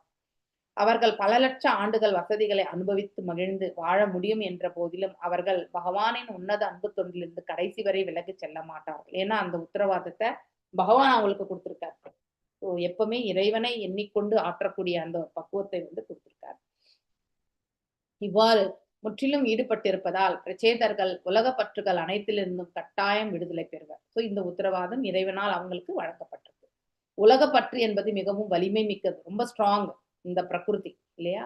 இந்த அபரா பிரகிருத்தினுடைய அதாவது செயல்படும் தன்மை வந்து ரொம்ப ரொம்ப மகத்துவம் நம்மள என்ன பண்ணும், கீழே இழுத்து விட்டுடும். So it is not easy. ஏன்னா புலன்கள், மனசு, புத்தி இல்லையா, அகங்காரம், இது எல்லாமே வந்து சூக்ஷ்ம நிலையில வந்து செயல்பட ஆரம்பிக்கும். அப்போ நம்ம பக்தியில வந்து ஒருநிலைப்படுத்துறதுக்கு வந்து மிக மிக கடினமானது. ஆனா இறைவனுடைய அருள் இருந்தா எத்தனை செல்வம் இருந்தாலும் நாம வந்து பக்தியில வந்து நிலை பெற முடியும். So, எப்பொழுதுமே நாம் யாசிக்க வேண்டியது இறைவனுடைய கருணை தான். மேலும் தனது ஆயுட்காலம் முழுவதும் லோகாயுதவாதியாகி, அதாவது வீடு, மனைவி, மக்கள், நண்பர், பணம், காதல் என்று சேர்ப்பதிலே கவனமாக இருப்பான். அதாவது உலகாயுதவாதி. தன் உடல் அழிந்த பிறகு அவன் சொர்க்கலோகத்தை அனுபவிக்க வேண்டும் என்று விரும்புவான். அங்கேயுமே அதே தானே, சேம் பாடிலி பிளாட்ஃபார்ம். அவன் பக்தி தொண்டில் ஈடுபட்டான் என்றால் அவன் அனைத்து வகையான இன்பத் துன்பங்களின் மீதும் பற்றறுத்தவனாக ஆகிறான். ஸோ நம்ம பக்தி தொண்டில் டிவோஷனல் சர்வீஸ்ல எந்த அளவுக்கு நம்ம வந்து நம்மள நாம எடுத்துட்டு போறோமோ அந்த அளவுக்கு இந்த உலகாயுத பற்றிலிருந்து நாம விடுதலைக்கான மார்க்கத்தை நோக்கி சென்று கொண்டிருக்கின்றோம் என்ற அர்த்தம். நாம் இன்னும் உலகப்பற்றுகள் இருக்கிறோம்னா நம்முடைய பக்தி தொண்டு இன்னும் பத்தல. ஓகே, நாம ஆற்றக்கூடிய இந்த இறை தொண்டு வந்து இன்னும் நிறைய ஆற்ற வேண்டும். அந்த நிறைய என்பது என்னன்னாக்கா, ஆழ்ந்து சிந்தித்து அதிலேயே லயித்து ஆற்றுவதுதான். ஒரு சிறிய பக்தி தொண்டா இருந்தாலும் அதுல முழுமையாக தன்னை ஈடுபடுத்தி கொண்டு ஆற்றுவது. அது சுலபமா ஒரு ஒரு ஒரு விஷயத்துல நம்ம செய்யக்கூடியது இது நாம ஜபம். ஒவ்வொரு மணி மாலையிலுமே பகவானுடைய திருவடிகள் என்று எண்ணிக்கொண்டு நாம நாம ஜபங்களை ஆற்றும் பொழுது அப்போ பகவானுடைய திருவடிகளையே எண்ணக்கூடிய அந்த மனசு நமக்கு கிடைக்கப்படும். ஆனா அதை பிராக்டிஸ் பண்ணதான் வரும் இல்லையா. எப்பவுமே பகவானுடைய திருவடியை எண்ணி நம்ம வந்து நாம ஜபம் சொல்லணும்ன்றதை மட்டும் கேட்டிருப்போம். ஆனா அது எப்படி செயல்படுத்துறது? ஒவ்வொரு மணியையும் நாம் கையில் அதாவது உருட்டும் பொழுது அவருடைய திருவடிகள் என்று எண்ணிக்கொண்டு நாம் அந்த நாம ஜபத்தை எப்படி நம்ம மனசை எடுத்துட்டு போறோமோ அவ்வாறே வந்து பகவானை வந்து நம்மளால அவருடைய திருவடிகளை சேவிக்க முடியும். இப்படிப்பட்ட பாவத்தை நாம தொடர்ந்து எடுத்துட்டு போகும்பொழுது ஆட்டோமேட்டிக்கலி முழுமையாக நாம பக்தி தொண்டில் நம்மள நாம 1 மணி நேரம் நாம ஜபம் சொன்னாலும் அதை வந்து சூப்பரா வந்து நம்ம இறைவனுடைய திருவடிகளை எண்ணிக்கொண்டு நம்மளால சொல்ல முடியும். ஆனா எதையுமே எண்ணாம ஜஸ்ட் நாம ஜபங்கள் சொல்லும் பொழுது அது வந்து அவ்வளவு உசிதமான ஒரு ஜபமாக ஏற்படும். ஸ்டில் அப்படி செய்தால் கூட பகவான் நம்மளை வந்து ரட்சித்து கொண்டுதான் இருக்கிறார் அப்படிங்கறத வந்து நாம தெரிஞ்சுக்கணும். ஸோ நாம இன்னும் கொஞ்சம் பக்தி தொண்டை வந்து ஸ்ட்ராங்கா எடுத்துட்டு போனோம்னா பகவான் நமக்கு வந்து அவர் ரிப்ளை பண்றது கூட நம்மளால புரிஞ்சுக்க முடியும். ஒரு சில விஷயத்துல வந்து நமக்கு இறைவனுடைய கருணை கிடைச்சதுன்றது வந்து உணர்வுபூர்வமாக நாம வந்து ஃபீல் பண்ணுவோம் இல்லையா. ஒன்று அவரை நாம கனவில் காண்பதோ ஏதோ ஒன்று நமக்கு தெரியும். கற்பனையால பகவானுடைய ரூபத்தை நாம காட்சியை பெற முடியாது. ஓகே, எதையுமே இப்ப பகவானுடைய திருவடிகளை வந்து என்னதான் முடியுமே தவிர அங்க நம்ம சித்தரிக்க கூடாது. சித்தரித்தால் அது கற்பனை. ஓகே, என்ன ஓட்டத்தில் நிலை பெறுதல். கால் பாதங்கள் எப்படி இருக்கும் நமக்கு தெரியாது. ஆனா அவருடைய திருவடிகள் என்று எண்ணிக்கொண்டு நாம நாமங்களை சொல்ல வேண்டும்.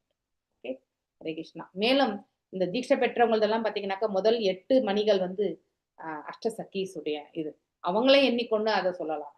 ஓகே, இது அவங்களுடைய மர்த்தி. எப்பவுமே பகவானை காட்டிலும் பகவானுடைய பக்தர்களை எண்ணிக்கொண்டு செயல்படுவது, குரு மகாராஜா எண்ணிக்கொண்டு செயல்படுறது, இதெல்லாமே நமக்கு வந்து சுலபத்துல வந்து பக்தி பாதையில ஸ்திரப்படுத்தி கொள்ள முடியும். ஸ்திரப்படுத்திக் கொள்வது என்பதுதான் மிக முக்கியமான ஒன்று. பக்தி எல்லாருமே பண்றாங்க, ஆனா ஸ்திரமான நிலையில ஆழ்ந்து இருந்து செயல்படுறாங்களா அப்படிங்கறதா மிகப்பெரிய கேள்விக்குறி. ஓகே, யாருக்கு அந்த மாதிரி ஒரு நிலை ஏற்படுகிறதோ இன்பம் துன்பம் இரண்டையுமே ஒன்றாக பாவிக்கக்கூடிய அந்த மனப்பக்குவம் அவங்களுக்கு வந்துடும். இந்த உலகில் தேவலோகத்திற்கு உயர்த்தப்படுபவர்கள் அனைத்து வசதிகளையும் அனுபவிப்பதற்காக உயர்த்தப்படுகிறார்கள். என்ன புண்ணியங்கள் வேணும்னு நினைக்கிறவங்க அந்த புண்ணியத்தை அனுபவிக்கிறதுக்கு வந்து மேல் உலகத்திற்கு செல்கிறார்கள். அது போல கீழ் உலகங்களுக்கு இரக்கம் செய்யப்படுபவர்கள் நரக துன்பத்தை அனுபவிக்க அவ்வாறு கீழே தள்ளப்படுகிறார்கள். ஆத்மஹா இல்லையா, பில்லர் ஆஃப் த சோல், அதையுமே ஆத்மாவை கூட இழக்கக்கூடிய நிலைக்கு கீழ் உலகத்திற்கு தள்ளப்படுறான். ஆயினும் ஒரு பக்தன் சொர்க்கம் மற்றும் நரக நிலைகளை கடந்தவனாக இருக்கின்றான். ஆனா பக்தனுக்கு இந்த 2 நிலைகளுக்கு அப்பாற்பட்ட ஒரு பண்பு அப்படின்னா முக்குணங்களை கடந்தவர்களாக விசுத்த சத்துவத்துல அவங்க நிலை பெற்றிருப்பார்கள்.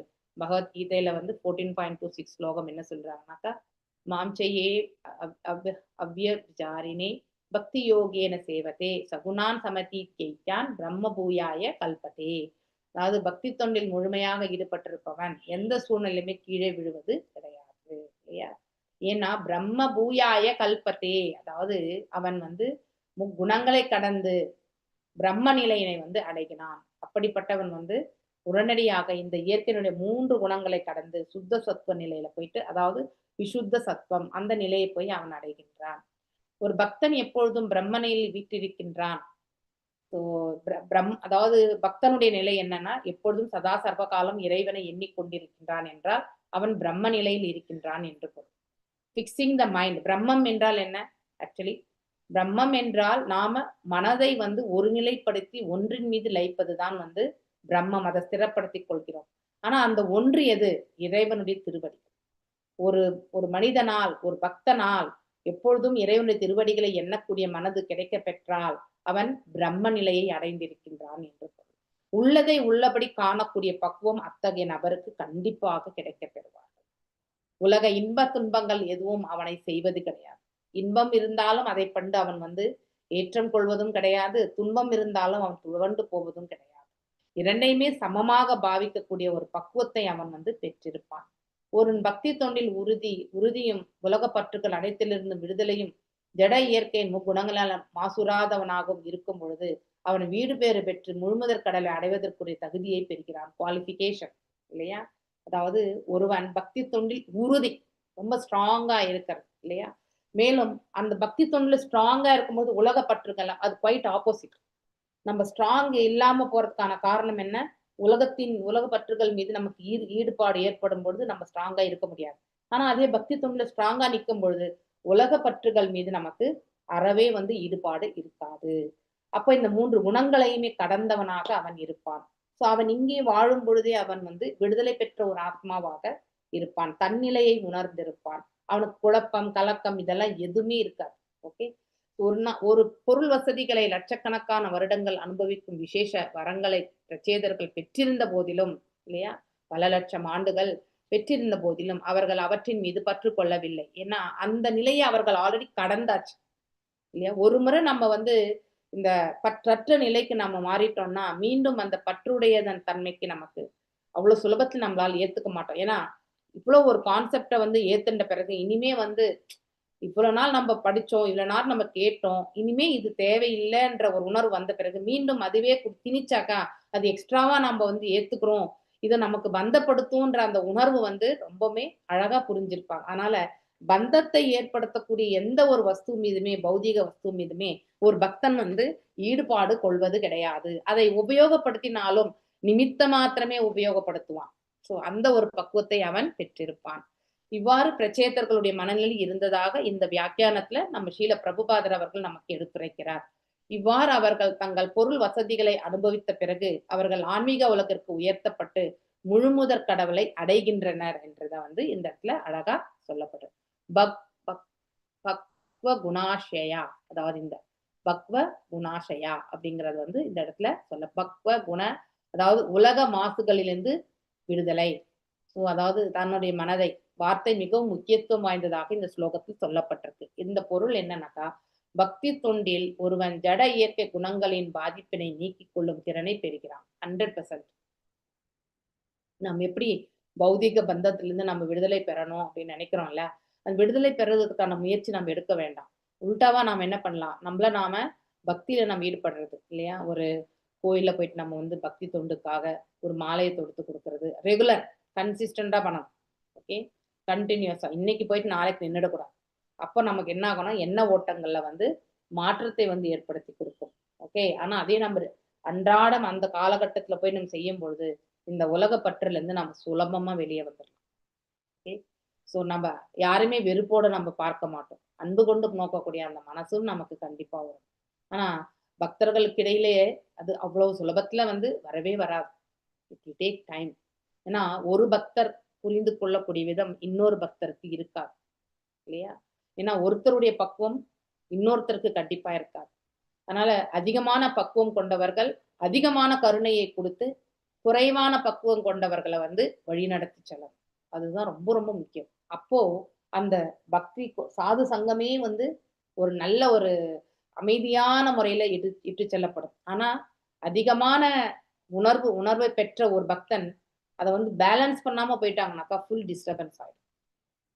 அவர் எந்த சமயத்திலாவது பௌதிக நிலையில இருந்து பேச ஆரம்பிச்சுட்டா அது மிகவும் கடினம் இல்லையா? இப்போ யாத்திரை போகும்பொழுது அந்த பக்தர் வந்து பாத்தீங்கன்னாக்கா சிங்கிளா வந்து நிறைய சேவைகள் செய்வாராம். ராதாராணி அதாவது கிருஷ்ணர் ராதா கோவிந்தாக்கு வந்து 16 வகையான உணவு வகைகளை வந்து அவர் ஒருத்தரே சமைச்சு எடுத்துட்டு வந்து 3-4 திங்கள் செய்தார். ஸோ யாருடைய சகாயமே இல்லாம. ஸோ அந்த அளவுக்கு வந்து அவரால் செய்ய முடியறதுன்னா, ஆனா இந்த யாத்திரையை ஏன் அவர் வந்து சொதப்பிட்டார் அப்படின்னா, அதை வந்து ஷேரிங் த லோடு கொடுக்கவே இல்லை. அவர் யாரிடத்திலுமே அவர் ஓப்பனா வந்து அதை கொடுக்கவே இல்லை. அதனாலதான் இந்த ப்ராப்ளம் வந்தது இல்லையா? ஸோ ஒரு பெரிய வேலையை வந்து ஒருத்தர்கிலேயே இருந்தாக்கா அது கண்டிப்பா நடக்காது இல்லையா? ஒவ்வொருத்தருடைய ஒரு குழுவுக்குமே வந்து இந்தந்த வேலைகள் என்று கொடுத்து விட்டா அது இன்னும் மைக்ரோ லெவல் வந்து அவங்க மேனேஜ் பண்ணி ரொம்ப அற்புதமா செஞ்சு முடிச்சிருவாங்க. ஆனா ஒருத்தரே எல்லா இடத்துலயுமே வந்து அவதாரம் எடுக்க முடியாது. நாம கடவுள் கிடையாது இல்லையா? எல்லாமே நாம கண்ட்ரோல் வச்சுக்கிட்டோம்னா அதுதான் அந்த பிரபு செய்த தவறு. இதை ஏன் நம்ம அவர் தவறாக நம்ம சுட்டி காட்டணுன்றதுக்காக இங்க சொல்லல. இந்த மாதிரி ஒருத்தரையே வந்து எல்லாத்தையுமே செய்யணும்னு நினைக்கிறது வந்து மிக மிக தவறான ஒன்று. அதுல எப்பவுமே நாம சக்சீட் ஆகவே முடியாது. ஓகே, அது என்னன்னா நம்ம அடுத்தவங்களுக்கு நம்ம ஷேரிங் பண்ணணும், லோட் ஷேரிங் கொடுக்கணும். அடுத்தவங்களை நம்ம ட்ரஸ்ட் பண்ணி நம்ம வந்து நாம செய்யறது மட்டும் தான் ரைட்டுன்னு நினைக்க கூடாது. We should always give the chance. ஏன்னா ஒரு காலகட்டத்துல நாமளும் அந்த மாதிரி இருந்துதான் ஒருத்தர் யாரோ நமக்கு வாய்ப்பு கொடுத்துதான் நம்ம இந்த அளவுக்கு வந்திருக்கோம் இல்லையா? அது போல அடுத்தவங்களுமே ஆன்மீகத்துல வளர்வதற்கு நாம கண்டிப்பா உதவி புரியணும். இது ரொம்ப ரொம்ப முக்கியமான ஒரு குணாதிசயம். ஆனா இதுதான் நமக்கு வரவே வராது. இங்கதான் நமக்கு நிறையவே இடிக்கும் இல்லையா? அட்ஜஸ்ட்மெண்ட் வர்றது கிடையாது, இக்னோர் பண்ணக்கூடிய அந்த பக்குவம் கிடையாது இல்லையா? அந்த ஒரு மனசை வந்து நாம எடுத்துட்டு போறோம். சிறு சிறு இக்னரன்ஸ் வந்து சிறுசு அதாவது ரொம்பவுமே டாலரேட் பண்ணி எங்கேயோ ஒரு இடத்துல கூட நம்ம சிறுதா மனசு வருத்தப்பட செய்கிறது இல்லையா? எல்லாருமே இன்க்ளூடிங் மீ ஆல்சோ. ஸோ நானும் அந்த பாதையில இருந்தப்போ ஸோ அதாவது பக்குவமடையாத நிலையில பார்க்கும்பொழுது நம்ம இதெல்லாம் நம்ம தவறுகள். ஆனா நம்முடைய தவறு இப்ப நம்மளால புரிஞ்சுக்க முடியும். அடுத்தவங்களை வந்து நாம கண்டிப்பா அப்படியே ஏற்றுக்கொள்ளக்கூடிய மனப்பக்குவத்தை தான் வளர்த்துக்கணுமே ஒழிய அவங்க இப்படி அவங்க இப்படின்றது எல்லாமே நாம சொல்ல வேண்டிய அவசியமே கிடையாது. Okay, so we should go further. ஆனா சப்போர்ட் மட்டும் கேட்டு பெறணும் கண்டிப்பா. அவங்களுடைய குறைகளை வந்து ஒரு பக்கத்துல வச்சுட்டு நிறைகளாக அவங்க கிட்ட என்ன நமக்கு கிடைக்கிறதோ அதெல்லாம் நாம வேண்டி பெற வேண்டும். அது ரொம்ப முக்கியம். பிரம்மலோகம் தொடங்கி நரகலோகம் வரை மண்ணில் உள்ள அனைத்து உலகங்களும் ஒரு பக்தன் இருப்பதற்குரிய இடங்கள் அன்று. இந்த உலகமே நாம் இருக்கக்கூடிய இடம் கிடையாது யாருக்கு? பக்தனாக இருப்பவனுக்கு இல்லையா? பதம அதாவது பதம் யத் விபதாம் நா தேஷாம், அதாவது எடுத்து வைக்கும் ஒவ்வொரு அடியிலுமே ஆபத்து நிறைந்திருக்கும் இடம் நிச்சயம் வசதியான இடமாக இராது. எனவே தான் கீதை பிரம்ம புவனா லோகா புனர் ஆவர்த்தினோ அர்ஜுனா மாம் உபேத்தியது கௌந்தேய புனர்ஜன்ம நா வித்யதே இல்லையா? அதாவது நாம் இந்த இடத்துல ஒவ்வொரு அடி எடுத்து வைக்கிறதுலுமே வந்து ஆபத்து உண்டு. ஆனா ஆபத்தினுடைய அளவு நம்ம புரிஞ்சுக்க அளவுக்கு நமக்கு நாலேஜ் மட்டும்தான் கிடையாது இல்லையா? எப்போ அந்த ஆபத்தை நாம புரிஞ்சுக்கிறோமோ அப்போ அக்கார்டிங்லி நாம என்ன பண்ணுவோம், நம்மள நாம அந்த சூழல்ல வந்து எப்படி வெளியே வர்றதுக்கான அந்த மார்க்கத்தை நாம தேடி அவ்வாறே நம்ம பயிற்சி செய்து அதுல வெளியே வரும். ஆனா ஆபத்து இருக்கிறது என்பதை உணராமலே நாம காலடி எடுத்து வச்சு அதுல நம்ம சறுக்கி விழும் பொழுது ஒண்ணுமே செய்ய முடியாது இல்லையா? உலகாயுத நிலையில் இருக்கும் பொழுது நம்ம சறுக்கித்தான் விழுவோம். ஆன்மீக தளத்தில் பூர்ணத்துவத்தை பெறும் பொழுது நாம் அதை வந்து தவிர்த்து விடக்கூடிய மார்க்கமும் நமக்கு கிடைக்கும். ஓகே, தேவ உலகத்திலிருந்து பாதாள உலகம் வரை உலகங்கள் பிறப்பிறப்பு இல்லையா? துன்பம் உடையன் ஆனால் குந்தின் மைந்தனே எனது இருப்பிடத்தை அடைந்தவன் மீண்டும் இந்த இடத்துல புனர்ஜென்மம் நான் வித்தியத்தேன்னு சொல்லிட்டார். இனிமே அவங்களுக்கு மீண்டும் பிறவாத ஒரு நிலை வந்து அவங்களுக்கு ஏற்படும். அதாவது வைகுண்டத்திற்கு செல்லும் பொழுது நமக்கு அந்த நிலை ஏற்படுகிறது என்று ரொம்ப அழகா இந்த ஸ்லோகத்துல பார்க்கிறோம். அதனால் மிக உயர்ந்த உலகமான பிரம்ம லோகத்திற்கு உயர்த்தப்படுவதால் கூட ஒருவனுக்கு எந்த நன்மையும் விளைந்து விட போவது கிடையாது இல்லையா? பிரம்மலோகத்துக்கு போனாலும் நம்ம மீண்டும் இந்த இடத்துக்கு வரத்தான் செய்யணும். மாறாக ஒருவன் பகவானின் உலகத்திற்கு உயர்த்தப்பட்டால் அவன் இந்த உலகத்திற்கு மீண்டும் திரும்பி வருவது கிடையாது. ஓகே,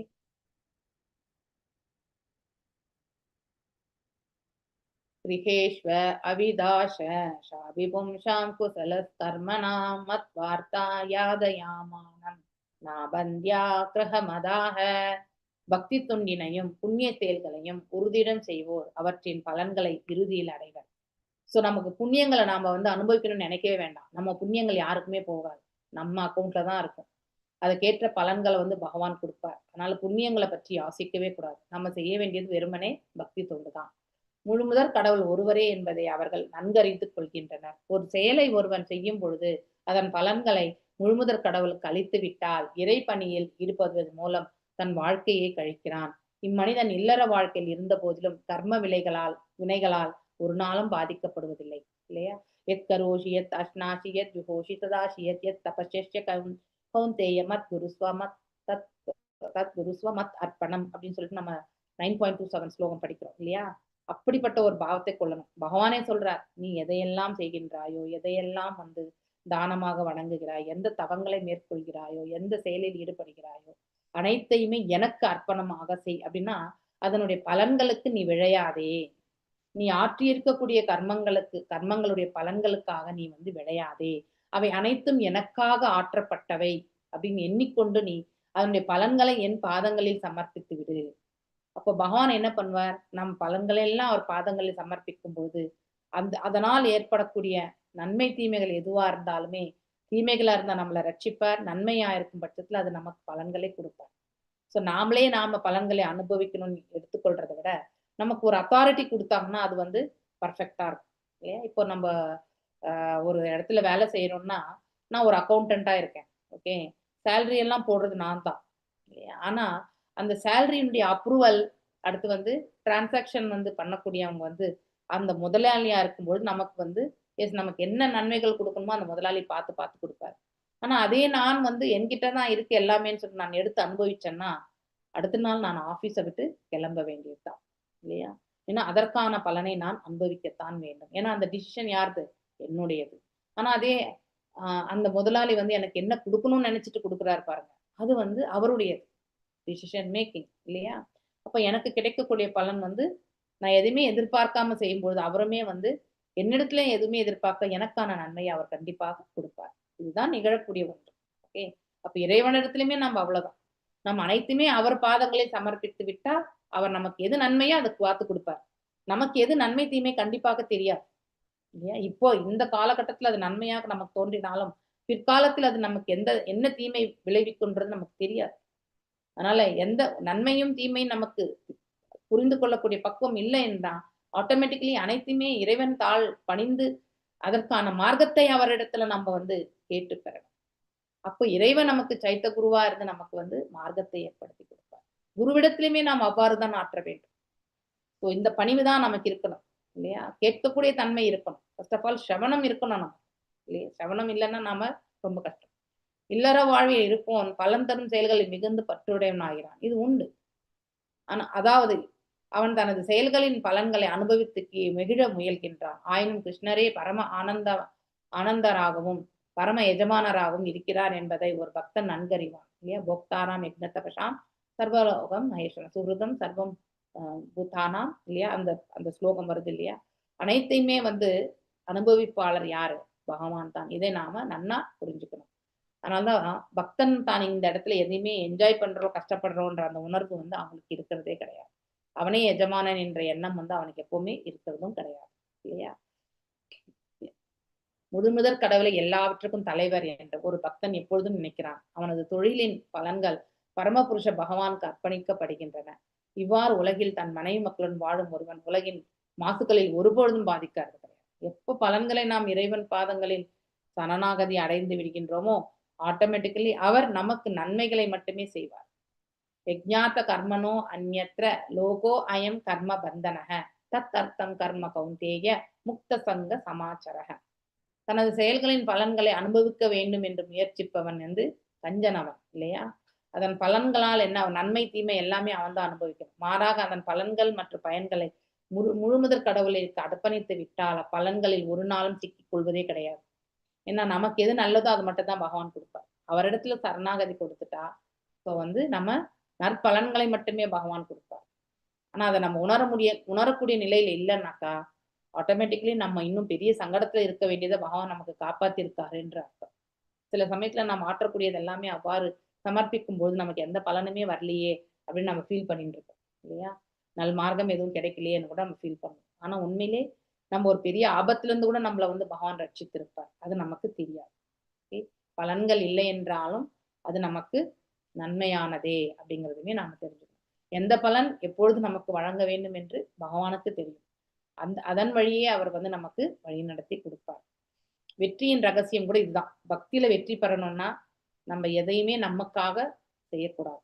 அனைத்தும் இறைவனுக்காக என்று ஆற்ற வேண்டும். அப்போ ஆட்டோமேட்டிக்கலி நல் பாதை என்பது தனது செயல்களின் பலன்களை பெறாமல் அவற்றை முழுமுதற் கடவுளுக்கு அர்ப்பணிப்பவன் எப்பொழுதும் விடுதலை பெற்ற நிலையிலேயே உறுதியாக இருக்கிறான் இல்லையா? பக்தி ரசாம சுந்தர ஈஹ யஷ்ய ஹரே தாஷ்யே கர்மநாமன சாகிரஹ நிகிலாஸ்வ அபி அவஸ்தாஷு ஜீவன் முக்தசா உச்சதே. அதாவது பகவானின் பக்தி தொண்டில் தனது பிராணன் இல்லையா, தன்னுடைய உடைமைகள் இல்லையா, ஆஸ்திகள், வார்த்தைகள் இல்லையா, புத்தி போன்று தனது வைத்திருக்கும் அனைத்துடனும் ஈடுபவன் எந்த சூழ்நிலையுமே எப்பொழுதும் விடுதலை பெற்றவனாக இருக்கான் அப்படின்னு தன்னுடைய சுவாசத்தை வந்து இறைவனுடைய தொண்டுக்காக செயல்படுத்தி கொண்டிருக்கோம். நான் இன்னும் உயிர் வாழணும்னு நினைச்சேன்னா பகவானே உன்னுடைய தொண்டுக்காக மட்டும் நான் இருக்கிறேன் அப்படின்னு நினைச்சுட்டு செயல்படுறது இல்லையா. தன்னுடைய ஆஸ்திகள்ல வந்து சிலது எல்லாமே பகவானுக்காக அர்ப்பணிக்கிறது, அவருடைய பக்தி தொண்டுக்கு. அவர் பேசக்கூடிய வார்த்தைகள் எல்லாம் இறைவனுடைய புகழ் ஆரங்களாக இருக்கிறது, லீலைகளை பற்றி சொல்றது. இன்டெலிஜென்ஸுமே அந்த மாதிரி விஷயங்களுக்கு மட்டும் உபயோகப்படுறது. இப்படிப்பட்டவன் எப்பொழுதுமே வந்து விடுதலை பெற்ற தன்மையில இருக்கான் அப்படிங்கறது வந்து நாம நன்னா புரிஞ்சுக்கணும். இவனே தனது வாழ்க்கை காலத்தில் விடுதலை பெற்ற ஜீவன் முக்தன் எனப்படுகிறான். ஜீவன் முக்தன் அல்லது முமுக்ஷு ரெண்டுமே ஒண்ணுதான். ஓகே. கிருஷ்ண உணர்வின்றி எப்பொழுதும் பௌதிக செயலில் ஈடுபட்ட உலக பணியில் அதிகமாக சிக்கிக் கொள்கிறான். இதை நான் அனுபவபூர்வமா நான் வந்து ஃபீல் பண்றேன். அதாவது காலையில 10-9:30 மணிக்கு இங்க ஆபீஸ்க்கு வந்துருவோம் இல்லையா. ஸோ எப்பவுமே இறைவனை எண்ணிக்கொண்டிருக்கக்கூடிய மனசு கண்டிப்பாக இருக்காது. ஏன்னா அங்க ஏற்படக்கூடிய சூழ்நிலைகள், அதற்கு நாம வந்து செயல்படணும். அவங்க கேட்கக்கூடிய இதுக்கெல்லாமே சொல்யூஷன்ஸ் கொடுக்கணும். அப்போ மூளையை உபயோகிக்கும் பொழுது ஒரு க்ஷணம் நம்ம இறைவனை எண்ணுவது என்பது அசாத்தியமான ஒரு காரியமாக விடுகிறது. எப்பெல்லாம் இறைவன் எண்ணுகிறோமோ அன்னைக்கு எல்லா வேலையுமே டக்குன்னு ஆயிருக்கும். ஆனா எப்பெல்லாம் வந்து அவரை எண்ணாமல் வந்து அப்படின்னு எண்ணக்கூடாதுன்ட்டு கிடையாது, அந்த சூழ்நிலையில நாம மறக்கக்கூடிய தன்மை வந்து ஏற்படுகிறது. அதனால்தான் நம்ம பகவான்கிட்ட நம்ம மங்களார்த்தி பார்க்கும் பொழுது எப்பொழுதுமே பகவானே உன்னை எண்ணக்கூடிய மனதை கொடு, உன்னை மறவாத மனதை கொடு, இதை நாம கண்டிப்பா கேட்கணும். அது ஒண்ணுதான் நம்ம கேட்கணுமே. நமக்கு மாத்திரம் கிடையாது, நம்ம குடும்பத்துல இருக்கிறவங்களுக்கும் சேர்த்து கேட்கணும். ஓகே. நாம தான் அவங்களுக்கு ரெப்ரசன்டேட்டிவ். ஏன்னா நம்ம வீட்டுல எல்லாருமே ஒரு போல இருக்கக்கூடிய பக்தி நிலையில கிடையாது. அவங்களுக்கு எப்பொழுதுமே இறைவன் எண்ணக்கூடிய மனதையும் இறைவனுக்கு தொண்டாற்றக்கூடிய மனசையும் எப்பொழுதுமே மறவாமல் இருக்கக்கூடிய மனதையுமே நாம கேட்கணும். அப்போ வெறுமனே இந்த பௌதிகத்துல நாம் ஈடுபடும் பொழுது எல்லாம் சிக்கல் தான், அன்னைக்கு எல்லாம் சிக்கலா தான் இருக்கும். அதுக்கப்புறம் தான் யோசிக்க ஆரம்பிப்போம், ஓ எங்கேயோ மிஸ் பண்ணிட்டோம். ஆனா அதன் பிறகு வந்து இப்படி அதாவது பாத்தீங்கன்னாக்கா இட் வில் பி லைக் எதையுமே இறைவனுக்காக ஆற்றும் போது அது நிறைவாக இருக்கும். இதை நான் இன்னும் அனுபவபூர்வமா நினைக்கிறது என்னன்னா, ஆபீஸ்க்காக வந்து பணத்தை வந்து ஒரு திங்களுக்கு இவ்வளவுன்னு டிராப் பண்ணும்போது அதை முதல்ல அதுல ஒரு குறிப்பிட்ட அளவுக்கு பைசா எடுத்து நான் என்ன பண்ண, முதல்ல ஜெகநாதருக்கு இந்த கோயில கிட்ட இருக்கக்கூடிய கோயில புஷ்ப இதுக்காக நான் வந்து கொடுத்துருவேன். ஆனா இந்த வாட்டி யாத்திரைக்கு சென்றதால அதுக்கான எடுத்து வச்ச காசு எங்கிட்டே நின்று போனது. வந்த பிறகு பாத்தீங்கன்னாக்கா இட் வென்ட் ஃபார் ஒரு வேஸ்டான ஒரு காரியத்திற்காக சென்றது ஆக்சுவலி. ஸோ அதாவது எது வரைக்கும் நான் இறைவனுக்கு அர்ப்பணிக்கவில்லையோ அது வரைக்கும் இருந்த காசு எல்லாமே ஒரு அதாவது சொல்றதுக்கு எனக்கு இங்க விருப்பம் இல்லை. ஒரு வாஸ் ஒன் ட்ரக் ஆடிட். அவங்க சும்மாவே நம்மகிட்ட எந்த இஷ்யூவே இல்லைன்னாலும் அவங்களுக்கு பைசா கொடுக்கணும். அப்படி ஒரு இஷ்யூக்காக அந்த பைசா போனது ஆக்சுவலி. ஸோ அப்போதான் எனக்கு மனசு தோணியது, இதை நம்ம ஃபர்ஸ்ட் இங்கே போட்டுட்டு அதுக்கப்புறம் தான் வேற வேலையே பண்ணியிருக்கணும். நம்ம அதை விட்டுட்டு நம்ம வந்து யாத்திரைக்கு கிளம்பி போயிட்டோம், அது பத்திரமா எடுத்து வச்சுட்டு அப்படின்ட்டு. ஸோ இறைவனுக்கென்று முதல்ல அவருக்காக ஆற்றக்கூடிய அந்த காரியத்தை நாம் என்றைக்குமே செய்யும் பொழுது அதன் பிறகு வகுக்கின்ற அனைத்து காரியங்களுமே பக்குவமா நடக்கும். அந்த திங்கள் எல்லாமே வந்து ப்ராப்பரா நடக்கும். ஆனா அதை விடுத்துட்டு அவருக்கானதை நம்ம வந்து முதன்மையாக செய்யாமல் அதற்கு அடுத்த காரியங்கள் எல்லாம் நாம் மாற்றும் பொழுது அதுல எந்த பக்குவமே வராது. இதெல்லாம் சின்ன சின்ன விஷயங்கள் தான். ஆனா அதை வந்து நாம அன்றாட வாழ்க்கையில இதை நாம கண்டிப்பா உணர முடியும். இப்போ நம்ம சம்பாத்தியமே வருதுன்னா அதுல முதல்ல ஒரு 1000 ரூபாவோ ஒரு 500 ரூபாவோ எடுத்து பகவானுக்காக நம்ம வீட்டுக்கிட்ட இருக்கக்கூடிய கோயிலுக்கே நம்ம வந்து ஒரு அன்னதானமோ இல்ல ஒரு புஷ்பத்துக்காகவோ நம்ம கொடுத்தோம்னா ஆட்டோமேட்டிக்கலி நம்ம சம்பாதிக்கக்கூடிய அந்த பணமுமே வந்து ஆன்மீக நிலைக்கு போகும். நம்ம மனசுக்கு கொடுக்கறதுக்கு எவ்வளவு வருதோ அவ்வளவு கொடுக்கணும், அதுதான் முக்கியம் இல்லையா. எனக்கு 100 ரூபாய் தான் கொடுக்க முடியும் அப்படின்னு நம்ம மனசு நினைச்சேன்னா ஓகே 100 ரூபாய் பண்ணு. நானா 5000 ரூபாய் கொடுக்கணும்னு நினைக்கிறேன்னாக்கா 5000 கொடுங்க. அது அவங்கவுங்களுடைய மனசு இல்லையா. அந்த செய்யணும்ன்ற அந்த மனசு வந்து ஒவ்வொருத்தருக்குமே வேரி ஆகும். ஸோ நமக்கு எவ்வளவு வருமானம், அந்த வருமானத்துல நம்ம எத்தனை பர்சன்ட், அட்லீஸ்ட் மினிமம் ஒரு ஒரு 5% நம்ம வந்து ஒரு 3% நம்ம கண்டிப்பா செலவு பண்ணணும், மினிமம் அட்லீஸ்ட். ஓகே, அப்ப நாம இறைவனுக்காக ஆற்றுகின்றோம், அந்த பணம் முழுவதுமே இறைவனுக்கானது, அவருடைய பணம் அவருக்காக கொடுக்கக்கூடியது அப்படிங்கிற மனசு நமக்கு வரும். அப்ப சம்பாத்தியம் பண்ணும்போது கூட எப்பவுமே இறைவனை எண்ணக்கூடிய பக்குவத்தையுமே கொடுக்கும். அதை விடுத்துட்டு நான் சம்பாதிக்கின்றேன் என்னுடைய பணம் அப்படின்னும் பொழுது கர்ம பந்தனத்துல 100% நாம மாட்டிப்போம். ஓகே, கிருஷ்ண உணர்வில் உள்ள முழு வாழ்க்கையும் ஒருவனை பௌதீக மாசுகள் இருந்து காப்பாற்றுகிறது. இப்படிதான் நம்ம ஒவ்வொரு செயலுமே நம்ம பார்க்கணும். ஓகே, பக்தி சித்தாந்த சரஸ்வதி கிருஷ்ண பஜனே ஹாயா ஹாயா அனுகூலா விஷய பியலாதாகே தாஹா ஹாய பூலா. அதாவது ஒருவன் பகவானின் பக்தி தொண்டில் எல்லாவற்றையும் ஈடுபடுத்துவதற்கு அல்லது எல்லாவற்றையும் பொருத்துவதற்கு தேர்ச்சி பெற்றவனாக இருந்தான் என்றால் அப்படின்னா எவ்ரிதிங் நம்ம வந்து கிருஷ்ணரோட ரிலேட் பண்றது அப்படின்னா நீங்க ராமரோட கூட ரிலேட் பண்ணிக்கோங்க. நீங்க எந்த ரூபத்தை பகவானை சேவிக்கிறீங்களோ அந்த ரூபம். ஓகே, ஆனா நாம கிருஷ்ண பக்தி இயக்கத்துல இருக்கிறதுனால பகவானுக்கு நாம் எப்பவுமே கிருஷ்ண நாமத்தை தான் நாம சொல்றோம். உங்களுக்கு கிருஷ்ணர் தான், அதாவது ராமர் தான்னாக்கா யூ கண்டினியூ, கோவிந்தன் தான் என்றால் கண்டினியூ பண்ணும், முகுந்தன் தான் கண்டினியூ பண்ணும். உங்களுக்கு எந்த நாமத்தை வந்து ஏற்புடையதாக இருக்கோ அது அனைத்துமே அப்படியே நீங்க வந்து ரிலேட் பண்ணிக்கணும். அப்படிப்பட்டவன் மண் உலகத்தை துறக்க வேண்டிய அவசியமே இல்லை. பகவானின் பக்தி தொண்டில் எவ்வாறு எல்லாவற்றையும் பொருத்துவது என்பதை அவன் கற்க வேண்டும். காரணம் எல்லாம் கிருஷ்ணருடன் இணைக்கப்பட்டிருக்கின்றன. இங்க எல்லாமே இறைவனோட சம்பந்தப்பட்டதுதான், அனைத்துமே அவருடைய வஸ்துக்கள் தான். நாம சில காலம் அதை உபயோகப்படுத்திட்டு இங்க விட்டுட்டு போக போறோம் இல்லையா. ஒரு ரிசார்ட்டுக்கு போறோம்னா அங்க பெட் இருக்கு, அதுக்கப்புறம் ஸ்விம்மிங் பூல் இருக்கு இல்லையா, தியேட்டர் இருக்கு, அதுக்கப்புறம் ஒரு அழகான அதாவது உணவு கூடம் இருக்கு, இப்படி எல்லாமே இருக்கும். ஒரு ரிசார்ட்டுக்கு போகணும்னா நம்ம வீட்டை விட்டுட்டு ஒரு எங்கேயோ ஒரு ரிசார்ட்டுக்காக போறோம்னா அங்கே இருக்கிற வரைக்கும் நம்ம அதை உபயோகப்படுத்துவோம். அதுக்கு நம்ம கட்டணம் கட்டிருக்கோம். அதை முடிஞ்ச பிறகு நாம் என்ன பண்ணுவோம், இந்த இடத்துக்கு வந்துடுவோம். இங்க கட்டணம் என்பது நம்முடைய காலம்தான். காலத்திற்கு ஏற்றவாறு நம்முடைய கட்டணம் வந்து காலத்தை தான் நம்ம கட்டணமாக கொடுக்கிறோம். ஸோ இங்க இருக்கக்கூடிய வஸ்துக்கள் அனைத்துமே இறைவனுடையது தான். அதை சில காலம் உபயோகப்படுத்திட்டு நாம விட்டுட்டு போகணும் அப்படிங்கிற ஒரு மனசை நம்ம எடுத்துட்டு வரணும். அத்தியாயம் 3ல வந்து பகவத்கீதையில வந்து தஸ்மாத் அசக்த சததம் காரியம் கர்ம சமாசர அசக்தோஹி அசரான் கர்ம பரம் அப்னோதி பூருஷக. ஆகையனால ஒருவன் ஒரு செயலின் பலன் மீது பற்றின்றி கடமையின் பெயரிலே காரியமாக ஆற்ற வேண்டும், கர்மமாக ஆற்றக்கூடாது. கர்மம் என்றால் நமக்கு பந்தத்தை ஏற்றி கொடுக்கும். ஒரு கர்மத்தை வந்து நாம கர்மமாக ஆற்றினால் அது கர்ம பந்தனத்தை கொடுக்கும். ஒரு கர்மத்தை வந்து ஒரு காரியமாக ஆற்றும் பொழுது, காரியம் என்றால் என்ன, ஒரு பர்டிகுலர் விஷயத்திற்காக ஆற்றுகின்றோம் என்ற அர்த்தம். அந்த பர்டிகுலர் விஷயம் யாரு, இறைவனுக்காக ஆற்றுகின்றோம் என்று. எப்ப நாம இறைவனுக்காக இந்த செயலில் ஈடுபட்டிருக்கோம்னா ஆட்டோமேட்டிக்கலி அவை அனைத்துமே வந்து தூய்மை அடைகின்றது. அப்போ நமக்கு நமதுன்னு செய்யும் பொழுது பற்று இருக்கும், அது இறைவனது என்று ஆற்றும் போது பற்று கண்டிப்பா இருக்காது. அப்படிப்பட்ட ஒரு பக்குவத்தை நாம கொண்டு வரணும். பகவத்கீதையின் 3ஆம் அத்தியாயம் புலநுகர்ச்சி நோக்கத்திற்காக செய்யப்படும் உலக செயல்கள் மற்றும் பரமபுருஷ பகவானை திருப்திப்படுத்தும் செயல்கள் போன்றவற்றை பேசுகிறது இல்லையா. இதன் முடிவு இவை இரண்டும் ஒரே தன்மையுடையன அல்ல என்பதுதான்.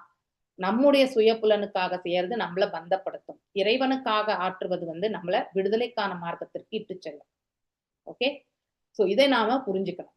புலநுகர்ச்சிக்கான செயல்கள் உலகத்தோடு நம்மை பிணைத்து விடுகின்றன. ஆனால் கிருஷ்ணரின் திருப்திக்கான செயல்கள் வீடு பேறு பெற்று காரணமாகின்றது. எவ்வாறு ஒரே செயல் அதாவது தடைப்படுவதற்கும் விடுதலை பெறுவதற்கும், அதாவது இங்கே நம்ம வந்து சிக்கிக்கொள்வதற்கும் ஒரே செயல் உபயோகப்படுத்தப்படுகிறது. அதே மாதிரி வந்து நம்ம விடுதலை அடையறதுக்கும் அந்த செயல் உபயோகப்படுகிறது. எப்படின்னா நோக்கம் வேறாகுது. நோக்கம் நமதானால் கண்டிப்பாக நாம சிக்கிக்கொள்கிறோம். நோக்கம் இறைவனுக்கு என்றால் நாம விடுதலைக்கான மார்க்கத்திற்கு செல்கிறோம். சோ பாலுடைய தன்மை இல்லையா, பால் என்ன பண்றோம் நம்ம மாதாஜி இந்த இடம் கொஞ்சம் புரியல.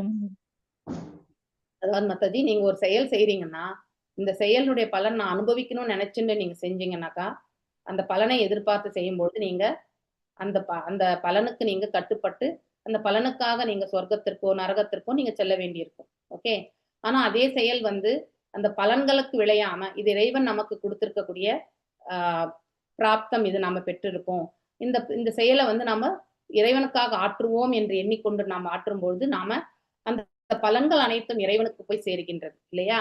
சோ அந்த பலன்களை வந்து நமக்கு தான் அந்த கொடுப்பாரு, ஆனா அதுல எது நன்மையோ அது மட்டும் தான் நமக்கு பகவான் கொடுப்பார். சோ ஆனா நமக்கு தீமையானதை வந்து அவர் வந்து கண்டிப்பாக கொடுக்க மாட்டார். மேலும் நல் மார்க்கத்தையும் காட்டுவார். அந்த செயலை இறைவனுக்கென்று எடுத்துக்கொள்ளும் பொழுது அது பக்குவமாக நடக்கிறோம்.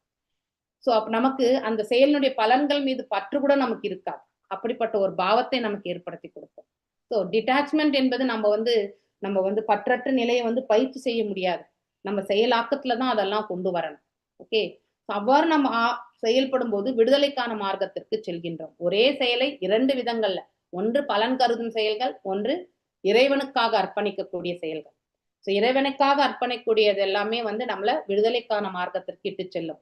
அதே பலன் கருதும் செயல்கள் நம்மள வந்து பந்தப்படுத்தி மீண்டும் இந்த இடத்துக்கு வரத்துக்கான மார்க்கத்தை கொடுக்கும். இதற்கு உதாரணம் வந்து கொடுத்திருக்காரு. சோ வயிற்றுப்போக்கு, அதாவது பாத்தீங்கன்னாக்கா ஒருத்தருக்கு வயிற்றுப்போக்கு இருக்குன்னா அவங்க பாலை குடிச்சாங்கன்னாக்கா இன்னும் வந்து அவங்களுக்கு வந்து மோசமான ஒரு நிலையை தான் கொடுக்கும்.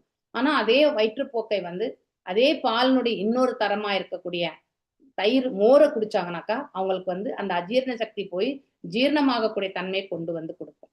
ஓகே, சோ அது போல நம்ம வந்து கஷ்டமான ஒரு சூழ்நிலை வந்து நாம பௌதிக பந்தங்களுக்கு ஏற்படுத்துறதுக்கு ஒப்பிடப்பட்டிருக்கு. அதே வந்து ஒரு நல்ல ஒரு நிலையை வந்து நம்ம வந்து விடுதலைக்கான மார்க்கத்திற்கு எடுத்து உரைக்கப்பட்டிருக்கு. இந்த ஓமை அதுக்காக தான் கொடுக்கப்பட்டிருக்கு. ஓகே, ஒரே பால் வந்து செயலுக்கு ஒப்பிடப்பட்டிருக்கு. இப்ப நான் செய்யக்கூடிய செயல், ஃபார் எக்ஸாம்பிள் நான் இங்க பேசிட்டு இருக்கேன். ஓகே, இது வந்து பாலுக்கு ஒப்பிடப்பட்டிருக்கு. ஓகே, இந்த செயலை வந்து நான் எந்த வேலை சொல்லலாம், இந்த பிரவச்சனம் கொடுத்துட்டு இருக்கேன். இப்ப நான் இந்த பிரவச்சனுடைய புண்ணியங்கள் எல்லாம் நான் அனுபவிக்கணும் அப்படின்னு நினைச்சுட்டு, இதெல்லாம் நான் தான் பேசுறேன் அப்படின்னு நினைச்சுட்டு நான் கொடுத்தேன்னா இந்த பிரவச்சனுடைய பலன்கள் வந்து எனக்கு நன்மையா இருந்தாலும் நான் தவறாக எடுத்துரைச்சிருந்தாலும், ஃபார் எக்ஸாம்பிள் அதனுடைய பாவ புண்ணியங்கள் அனைத்துமே எனக்கு தான் வந்து சேரும். அதுதான் திரட்டு பாலுக்கு ஒப்பிடப்பட்டு. ஓகே, அதனுடைய அஜீரணம், அதனுடைய விளைவுகள் தான் அஜீரணம். ஓகே, பாவ புண்ணியங்களுடைய அந்த விளைவுகள் தான் வந்து அஜீரணமான ஒரு நிலைக்கு வந்து சொல்லப்பட்டிருக்கு.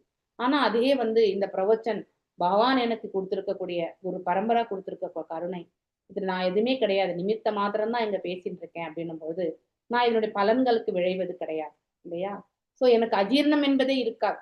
இது பாலினுடைய, அதாவது செயலினுடைய இன்னொரு வகை அப்படிங்கறத வந்து நாம தெரிஞ்சுக்கணும். ஏதாவது டவுட் இருக்கா? ஹரே கிருஷ்ணா.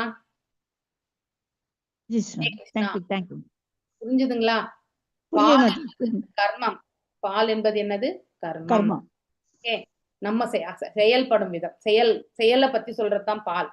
அந்த செயல் வந்து நாம ஒண்ணு பந்தத்தை ஏற்படுத்தக்கூடிய விதத்திலுமே நாம செயல்படுத்தலாம், விடுதலைக்கான மார்க்கத்திலுமே செயல்படுத்தலாம்.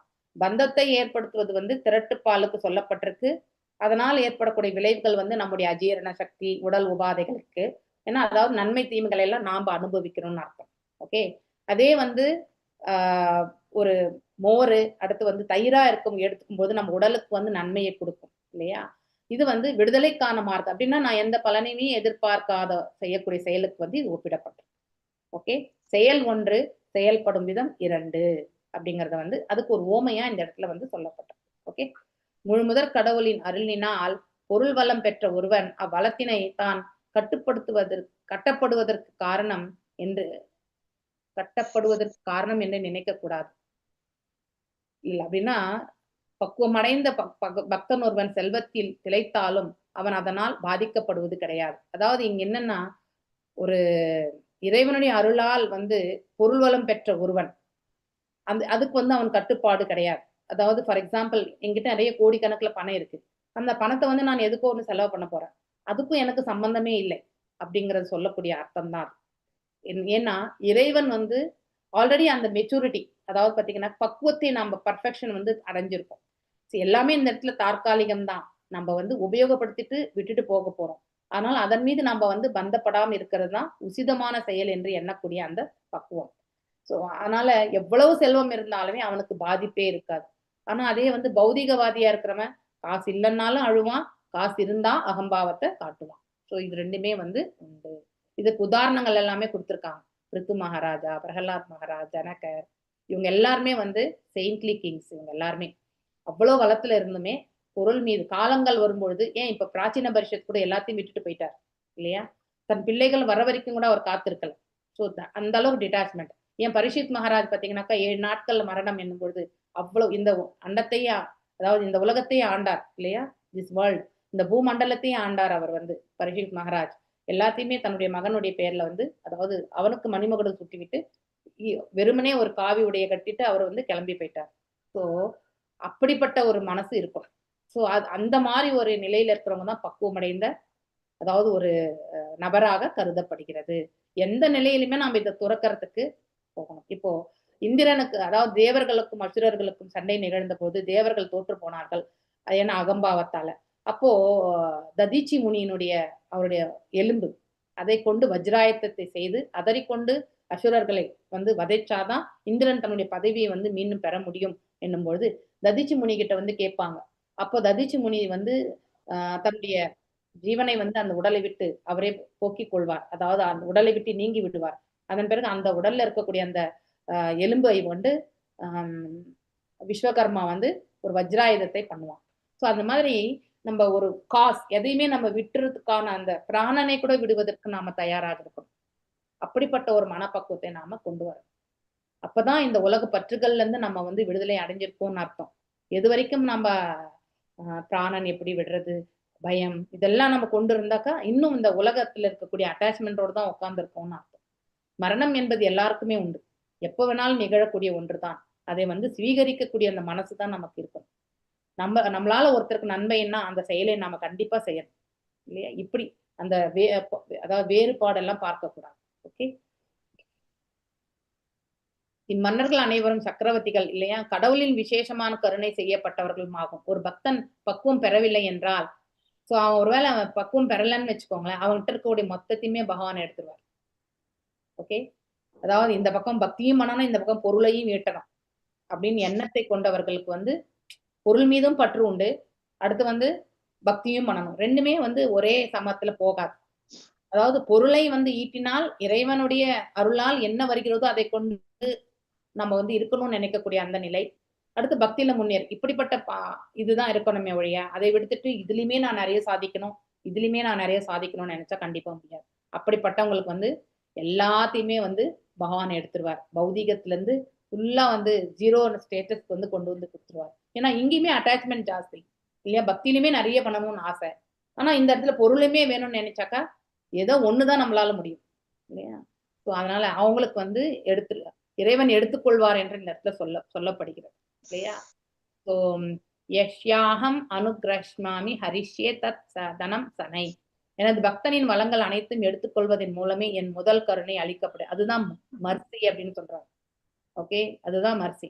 பக்தி தொண்டுக்கு தீங்கு விளைவிக்கும் பொருள் வளம் பகவானால் திரும்பவும் எடுத்துக்கொள்ளப்படுகிறது.